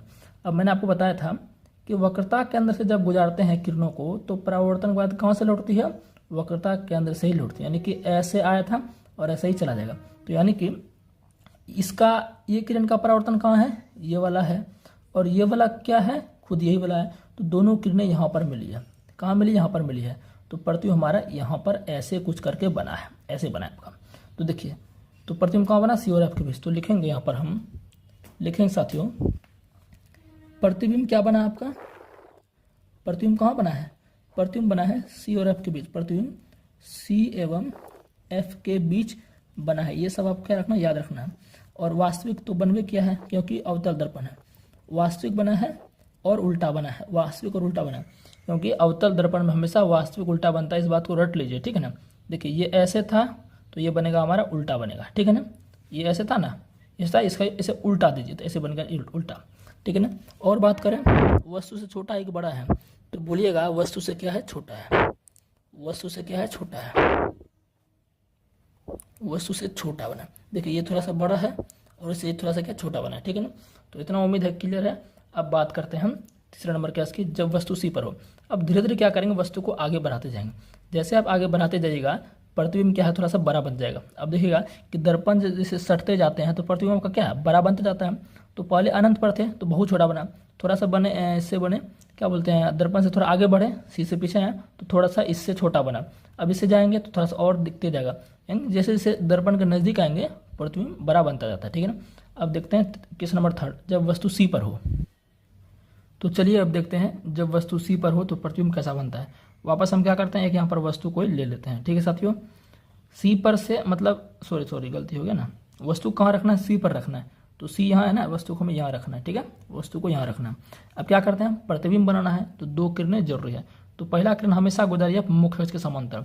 तो मुख्य अक्ष के समांतर गुजारेंगे, कहाँ से आएगा, फोकस। ये तो आपको याद हो गया होगा, ठीक है। तो ये गया, इस तरह से ये परावर्तन हो गया, ठीक है इसका। अब दूसरा किरण गुजारते हैं हम फोकस से। कहाँ से गुजारते हैं, फोकस से गुजारते हैं। इससे भी गुजार सकते हैं, इससे भी गुजार, किसी से गुजारिए कोई दिक्कत नहीं, हम फोकस से गुजारते हैं। तो फोकस से गुजारे गुजारे गुजारे गुजारे तो गुजार दिए यहाँ तक, ठीक है ना। यहाँ पर आया तो यहाँ पर आया तो यहाँ पर क्या होगा, इसका परावर्तन होगा। तो ये परावर्तन, अब बोले थे कि फोकस से गुजारने के बाद प्रकाश की किरण को परावर्तन के बाद कहाँ जाती है। अभी देखिए, अभी आप कॉपी में लिखे होंगे तो उसको देखिए, तो ये जाती है मुख्य अक्ष के समांतर। तो ये कहाँ जाएगी साथियों, ये जाएगी मुख्य अक्ष के समांतर जाएगी। तो यहाँ पर मिली है, कहाँ मिली, यहाँ पर मिली है। तो देखिएगा ये लगभग साथियों जो आपका है सी पर ही बना है। तो प्रतिबिंब कहाँ बना आपका, सी पर ही बना है। थोड़ा सा ये टेढ़ा हो गया है, लेकिन ध्यान रखिएगा ये कहाँ पर बना है आपका, सी पर ही बना है। तो कहने का मतलब ये होगा जब वस्तु सी पर रहता है तो उसका प्रतिबिंब सी पर ही बनता है। तो हम लिखेंगे प्रतिबिंब कहाँ बना, प्रतिबिंब आपका सी पर ही बना, प्रतिबिंब सी पर ही बना। कैसा बना, तो बोलिएगा वास्तविक उल्टा। प्रतिबिंब कैसा बना, वास्तविक उल्टा। वास्तविक मतलब फिर से बता देते हैं, जब परावर्तित किरणें खुद से मिलती है, हम यहाँ कुछ नहीं किए हैं, अपने आप। जैसे ये किरण गया, इसको दर्पण परावर्तित करके अपने कर दिया, फोकस से गुजारे, दर्पण परावर्तित करके अपने कर दिया, हम कुछ नहीं किया, तो अपने आप यहाँ मिला है, तो वास्तविक बना है, रियल में मिला है, यानी वास्तव में मिला है, यानी वास्तविक प्रतिबिंब। और वास्तविक प्रतिबिंब हमेशा उल्टा, वास्तविक प्रतिबिंब हमेशा उल्टा, समझ गए ना। अच्छा, वस्तु से बड़ा बना है छोटा, तो बोलिएगा कि वस्तु से क्या है, बराबर है। वस्तु से क्या बराबर, तो बोलेंगे प्रतिबिंब कैसा बना है, वस्तु से बराबर, वस्तु से बराबर, ठीक है। यानी जितना बड़ा वस्तु है उतने बड़े आपका प्रतिबिंब बना है। उम्मीद है कि ये तीन केस आप समझ गए होंगे। चौथा केस देखते हैं। अच्छा, अब क्या सी पर रखें ना, अब थोड़ा आगे बढ़ाएंगे। अब क्या रखते हैं, सी और एफ के बीच। देखिए धीरे धीरे हम आगे बढ़ाते जा रहे हैं वस्तु को, और धीरे धीरे आगे बढ़ाने के बाद वस्तु प्रतिबिंब से बड़ा बनता जाएगा, ठीक है ना। आगे बढ़ते हैं। तो केस नंबर 4 क्या है, जब वस्तु सी एवं एफ के बीच हो, यानी कि सी एवं एफ के बीच, यानी कि यहाँ कहीं पर होगा। तो यहाँ पर रख दिया वस्तु को, ठीक है ना। तो प्रतिबिंब बनाना है तो दो किरण वस्तु से गुजरना पड़ेगा। पहला किरण हमेशा मुख्य अक्ष के समांतर, तो ये कहाँ से जाएगा, फोकस जाएगा। इतना आप सीख जाएंगे, ठीक है ना। अब दूसरा किरण आप या फोकस से गुजार दीजिए या आप ध्रुव से गुजार दीजिए, कोई दिक्कत नहीं है, ठीक है ना। तो हम चलिए फोकस से गुजार देते हैं इसको। तो फोकस से गुजारे गुजारे गुजारे गुजारे, बताइए फोकस से गुजारने के बाद प्रतिबिंब का परावर्तन के बाद यहाँ परावर्तन होगा, क्योंकि ये पार्ट हमारा क्या है, परावर्तक सतह है। ये पार्ट हमारा क्या है, परावर्तक सतह है, ठीक है ना। ये पार्ट क्या हमारा, परावर्तक सतह है। तो जैसे आएगा यहाँ से परावर्तन के बाद कहाँ जाएगी, वो मुख्य अक्ष के समांतर। तो ये चला जाएगा हमारा मुख्य अक्ष के समांतर, यानी कि यहाँ पर मिला ये किरण, तो यहाँ पर मिला तो प्रतिबिंब यहाँ पर बनेगा, इस तरह से कुछ। तो लिखेंगे प्रतिबिंब कहाँ पर बना, तो लिखेंगे प्रतिबिंब कहाँ पर बना, बोलिए जब दो किरणें जहाँ पर मिलती है, यानी कि जब दो परावर्तित किरणें जहाँ पर मिलती है वहीं पर क्या बनता है, प्रतिबिंब। तो कहाँ बना है, इधर बना है आपका, सी से पीछे बनेगा था ना, ये थोड़ा सी से पीछे बनेगा, ठीक है ना। सी इधर होना चाहिए ना, ये मैं कर देता हूँ, सी इधर, सी यहाँ पर होगा, ठीक है ना। ये क्योंकि मैं कलम से करता हूँ ना, तो इसलिए थोड़ा सा क्या होता है, ये दिक्कत हो जाता है। लेकिन आपको जो मैं बता रहा हूँ वो आपको ध्यान रखना। तो प्रतिबिंब जो आपका है सी से पीछे बनेगा, कहाँ बनेगा, सी से पीछे बनेगा, ठीक है ना। सी यहाँ पर रहेगा, ये सी से पीछे जाएगा, ठीक है। प्रतिबिंब सी से पीछे बनेगा। बोलिए वस्तु से बड़ा है कि छोटा, वस्तु देखिए वस्तु इतना बड़ा है और प्रतिबिंब थोड़ा सा इससे क्या है, थोड़ा सा बड़ा बना है, तो लिखेंगे वस्तु से बड़ा प्रतिबिंब, वस्तु से बड़ा प्रतिबिंब बना है, ठीक है ना। उसके बाद रियल में मिला है ना, तो वो क्या बनेगा, वास्तविक और उल्टा। क्या बनेगा, वास्तविक और उल्टा। उम्मीद है ये समझ गए होंगे। अब देखते हैं नेक्स्ट 5वां क्या है। वापस से फिर क्या करते हैं, हम दर्पण बना देते हैं। क्या करते हैं, दर्पण आपका बना देते हैं। और ये हम यहाँ पर, अब तो आप ये सीख गए होंगे ये सब बनाना, ठीक है। एफ या सी हो गया, ठीक है आपका। अब देखिए सी और एफ के बीच रखे थे ना, अब की बार थोड़ा सा इसको आगे बढ़ाएंगे तो कहाँ आएगा, फोकस पर आएगा। तो एफ के आर वस्तु को कहाँ रखेंगे हम, फोकस पर। तो लिखेंगे जब वस्तु फोकस पर हो, जब वस्तु एफ पर हो, जब वस्तु एफ पर हो। तो अब देखते हैं प्रतिबिंब कहाँ बनता है। तो पहला किरण हमेशा मुख्य अक्ष के समांतर, तो कहाँ से जाएगी, फोकस से जाएगी। अब बताइए दूसरा किरण आप कहाँ से गुजार सकते हैं, तो बोलिएगा दूसरा किरण हम गुजार सकते हैं या तो वक्रता कोण से गुजार दें ऐसे करके, या तो ध्रुव से गुजार दें। दोनों में से गुजरेगा एक ही बनेगा। तो हम क्या करते हैं, ध्रुव से गुजारते हैं। तो ध्रुव से गुजारते हैं, मैंने आपको बोला था ध्रुव से गुजरने के बाद क्या होता है, ये जैसे जाएगी यहाँ पर जो कोण बनेगा ना, ये गुजरने के बाद उतना ही कोण बनेगा, यानी कि परावर्तन का नियम होगा। तो ये कुछ ऐसे जाएगी इस प्रकार से। तो आप बोलोगे ये दो किरण तो मिल ही नहीं रही है, तो प्रतिबिंब कैसे बनेगा, तो प्रतिबिंब आपका ये नहीं बनता है। अब क्या करते हैं, इसको थोड़ा ज़बरदस्ती पीछे घसकाते हैं, ये किरण को पीछे घसकाएं, फिर भी नहीं मिल रहा है, ये जाते जाएगा आगे, मिलेगा ही नहीं। यानी कि ये किरणें कहीं पर नहीं मिलेगी, तो कहीं पर नहीं मिलेगी तो यहाँ कहाँ मिलेगी ये, क्योंकि ये दोनों किरणें क्या है, समांतर है, और समांतर किरणें नहीं मिलती है, तो ये मिलेगी जाके अनंत पर। तो प्रतिबिंब कहाँ बनेगा, अनंत पर। लिखेंगे प्रतिबिंब कहाँ बनेगा, अनंत पर बनेगा। और अनंत पर बनेगा तो क्या बनेगा, बहुत बड़ा बनेगा। वस्तु इतना है तो इससे क्या बनेगा, बहुत बड़ा। तो लिखेंगे आवर्धित प्रतिबिंब। क्या लिखेंगे, आवर्धित। आवर्धित का मतलब होता है मैग्नीफाइड, यानी कि बहुत बड़ा। तो आवर्धित प्रतिबिंब बनेगा, ठीक है ना। और कैसा बनेगा, वास्तविक उल्टा, क्योंकि अनंत पर जाके मिलेगा तो वास्तविक में ही मिलेगा ना, तो बनेगा वास्तविक उल्टा, ठीक है ना। तो 5 केस समझ गए। अब एक केस बचा है अवतल दर्पण का, फिर खा समझ आएगा। तो देख लेते हैं 6ठा केस। तो फिर से हम क्या करते हैं, बना देते हैं, ठीक है ना। यही 6ठा केस जो है, अब क्या खूब पूछा गया था क्योंकि सब गलती बनाया था। तो यहाँ पर क्या होगा, पी एफ और सी हो जाएगा, ठीक है। तो बोलिए 6 नंबर पर हम कहाँ, अब की बार कहाँ रखेंगे, फोकस पर रख ही दिए थे। तो अब क्या करेंगे, धीरे धीरे हम आगे बढ़ाते जा रहे हैं ना, तो फोकस से आगे बढ़ाते जाएंगे तो कहाँ रखेंगे, फोकस और ध्रुव के कहीं बीच में रखेंगे। तो लिखेंगे जब वस्तु क्या होगा, फोकस एवं, यानी कि सीधा लिख देते हैं एफ एवं पी के बीच हो, एफ एवं पी के बीच हो, तो प्रतिबिंब कहाँ बनेगा। तो हम यहाँ रखते हैं कहीं पर, ठीक है, यहाँ रखते हैं। तो पहला किरण कहाँ गुजारेंगे हम मुख्य अक्ष के समांतर। तो मुख्य अक्ष के समांतर गुजारे तो कहाँ से जाएगा, तो ये जाएगा फोकस से। कहाँ जाएगा, ये फोकस से जाएगा। तो एक किरण गुजारने से काम नहीं होगा ना, 2 किरण हमें गुजारना पड़ता है। तो दूसरा किरण कहाँ से गुजारेंगे, दूसरा किरण आप गुजारिए ध्रुव से।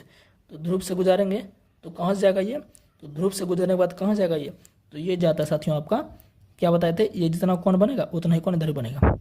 तो कह सकते हैं कुछ इस तरह से जाएगा ये, ठीक है ना, इस तरह से जाएगा, ठीक है ना। अब बोलोगे ये भी नहीं मिला है, इधर तो ये मिला ही नहीं, इधर ये बनाने पर मिला ही नहीं। लेकिन इसको ज़बरदस्ती अगर पीछे घसकाएंगे, ये किरण को, ये इधर परावर्तित हुई है ना, इसको ज़बरदस्ती अगर आप पीछे घसकाइएगा ना, तो ये क्या है, मिल जाता है। इसको भी घसकाइए पीछे, तो ये क्या साथियों आपका मिल जाता है। देखिए मिल गया ना, यहाँ पर मिला। लेकिन यहाँ पर ये ज़बरदस्ती खसकाने से मिला है, ज़बरदस्ती खींचने से मिला है, वास्तव तो इधर है, वास्तव तो मिला ही नहीं। तो ये प्रतिबिंब यहाँ पर बना है, तो ये प्रतिबिंब हमारा, थोड़ा इसको बढ़ा देते हैं, तो यहाँ पर बना है। तो ये केस सिर्फ ऐसा केस है जो कि अवतल दर्पण में ज़बरदस्ती प्रतिबिंब बनता है, यानी कि, और ज़बरदस्ती प्रतिबिंब जो बनता है ना, उसे नकली प्रतिबिंब कहते हैं, आभासी प्रतिबिंब कहते हैं, काल्पनिक प्रतिबिंब कहते हैं। तो कहेंगे कि प्रतिबिंब कहाँ बना है, प्रतिबिंब बताइए कहाँ बना है, प्रतिबिंब कहाँ बना है, ये हमारा दर्पण है, दर्पण के पीछे बना है। तो बोलेंगे प्रतिबिंब दर्पण के पीछे बना, प्रतिबिंब कहाँ बना, दर्पण के पीछे बना, ठीक है ना। और बताइए ये देखिए वस्तु ऐसा है ना, वस्तु ऐसा है, और देखिए ऐसा ही सेम है, यानी कि सीधा बना है, उल्टा नहीं बना है। इसका ये ऊपर है, इसका भी ये ऊपर है। नकली प्रतिबिंब हमेशा सीधा बनता है। तो लिखेंगे प्रतिबिंब कैसा बना है, अभी नकली बना है ना, तो आभासी बना है। आभासी का ही दूसरा नाम क्या है, काल्पनिक। प्रतिबिंब आभासी सीधा, आभासी कोमा सीधा। आभासी के साथ हमेशा सीधा आएगा और वास्तविक के साथ हमेशा उल्टा आएगा, समझ गए ना। और बोलिए वस्तु से बड़ा बना है कि छोटा, देखिए वस्तु ये इतना छोटा है और इससे बड़ा बना है। तो लिखेंगे वस्तु से बड़ा, इधर लिख देते हैं, आप समझ जाइएगा। वस्तु से क्या बना है, बड़ा बना है। तो सिर्फ एक केस जो 6 नंबर का केस है, जब वस्तु को फोकस और ध्रुव के बीच रखा जाता है, सिर्फ इसी केस में जो है प्रतिबिंब जो अवतल दर्पण में वास्तविक बनता है, सॉरी आभासी बनता है और सीधा बनता है और वस्तु से बड़ा बनता है। और सब केस जितना आपको बताएं अभी इसको छोड़ के पांचों जो बताएं, सब में देखिएगा कि क्या बना है, वास्तविक बना है, वास्तविक बना है, वास्तविक बना है, और हमेशा इसमें भी क्या बना है आपका, वास्तविक। ठीक है, तो सिर्फ ये 6 नंबर छोड़कर आपको सब में क्या बनता है, वास्तविक उल्टा, और बाकी छठा में आभासी बनता है। ये 6 केस से हमेशा आपके हर शिफ्ट में प्रश्न आए थे एलपी में, और टेक्नीशियन में फिक्स से आएंगे, और जो आरआरबी जेईई का भी एग्जाम हुआ उसमें भी आएंगे। ठीक है ना, तो ये अवतल दर्पण का पूरा समझ गया आप। ठीक है ना, अब हम देख लेते हैं उत्तल दर्पण के बारे में। तो अब उत्तल दर्पण से देख लेते हैं, इसमें सिर्फ 2 ही केस बनते हैं, 2 से ज़्यादा इसमें केस नहीं बनते। ठीक है ना, तो उत्तल दर्पण में पहले वही बात करेंगे जो अवतल दर्पण में किए थे। अवतल दर्पण में क्या किए थे, सबसे पहले अनंत पर रखे थे, तो इसमें भी सबसे पहले अनंत पर ही रखेंगे। तो अनंत का मतलब क्या हुआ, दर्पण से काफ़ी दूर, तो ये दर्पण से काफ़ी दूर हम रख दिया। और आपको पता है कि प्रतिबिंब बनाने के लिए 2 किरण जरूरी है। तो पहला किरण क्या गुजारेंगे, ये मुख्य अक्ष है इसके समांतर। अच्छा, आप बोलिएगा कि सब का तो इधर रहता था ध्रुव, फोकस, सॉरी ध्रुव तो आपका बीच में रहता था, फोकस वक्रता का इधर रहता था, सबका इधर है, लेकिन उत्तल का इधर क्यों हो गया। तो मैं आपको बता दूं, ये जो गोला काट के हम निकाले जो आपको लास्ट क्या बोलते हैं शुरुआती वीडियो में बताए थे कि ये इसका मुंह देखिए किधर मुड़ा हुआ है, इसका मुंह देखिए इधर मुड़ा हुआ है, यानी कि ये इस प्रकार से कुछ गोला जो है इस प्रकार से गोला बनेगा, इसलिए इसका केंद्र जो इधर है, क्योंकि प्रत्येक गोले का केंद्र होता है, तो इसलिए इसका गोला इधर बना है। समझ गए ना। तो चलिए, तो 2 किरण गुजारते हैं। पहला किरण मुख्य अक्ष के समांतर, तो गुजारे गुजारे गुजारे गुजारे गुजारे, तो ये कैसे चला जाएगा, ये चला जाता है आपका ऐसे चला जाता है। अब बोलिएगा फोकस से जाता है, क्योंकि मुख्य अक्ष के समांतर के बाद जो भी किरण गुजारते हैं तो फोकस से जाता है। तो फोकस से कहाँ जा रहा है, साथियों बता दूं, अवतल दर्पण में वास्तविक प्रतिबिंब बनता था और उत्तल दर्पण में क्या, आभासी प्रतिबिंब बनता है। तो उत्तल दर्पण में क्या है, प्रतीत होता है, यानी कि लगता है हमें, प्रतीत का मतलब एहसास होता है।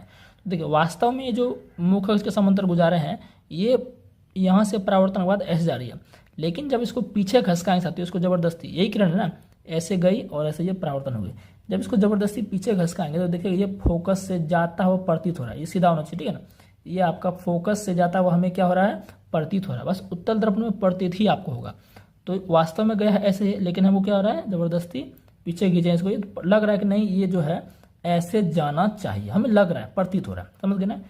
और दूसरा किरण गुजारते हैं, एक किरण से हुआ ना। अब आपको पता है कि अनंत पर है तो दोनों किरण मुख्य के समांतर जाती है। तो ये किरण मान से यहाँ पर कोई वस्तु है, इसको ऐसे रख देते हैं, तो ये हम इसको ऐसे गुजारते हैं, तो ये वापस क्या आ जाएगी, यहाँ से होकर आपका ऐसे चले जाएगी। ठीक है ना। तो इनको भी देखिए, ये किरण जो ऐसे गुजारे ये ऐसे परावर्तित हो गई यहाँ से लगने के बाद, तो हमें लग रहा है कि इनको अगर पीछे घसकाएंगे तो ये आपका ऐसे करके जाएगी। तो देख लीजिए, तो हमें लगा कि ये किरण जो है ऐसे जाना चाहिए, तो यहाँ पर मिला ना दोनों जबरदस्ती खींचने पर, तो जहाँ मिलता है वहीं प्रतिबिंब बनता है। तो कहाँ पर मिला, फोकस पर। तो प्रतिबिंब कहाँ बना, फोकस पर। प्रतिबिंब एफ पर बना, प्रतिबिंब एफ पर बना। कैसा बना, अत्यधिक छोटा डॉट जैसा। क्या बना, प्रतिबिंब काफ़ी छोटा डॉट जैसा। क्या बना, डॉट जैसा बना। ठीक है ना। और बोलिए कैसा बना, आभासी की वास्तविक, तो बोलिएगा आभासी, आभासी कोमा सीधा। क्यों, क्योंकि जबरदस्ती मिलाने पर जो प्रतिबिंब बनता है उसे काल्पनिक बोलते हैं या आभासी बोलते हैं। आभासी सीधा बनता है। ठीक है ना।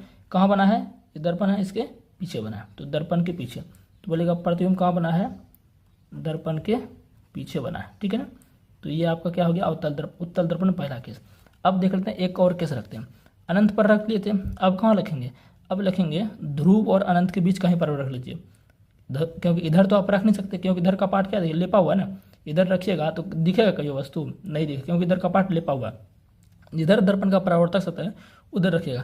तो अनंत पर तो आप रख दिए, अब कहाँ रखेगा, यहाँ रखेगा, यहाँ रखेगा, यहाँ रखेगा, तो कहीं पर भी रखिएगा उसको हम बोलेंगे ध्रुव और अनंत के बीच। क्या बोलेंगे, ध्रुव और अनंत के बीच बोलेंगे।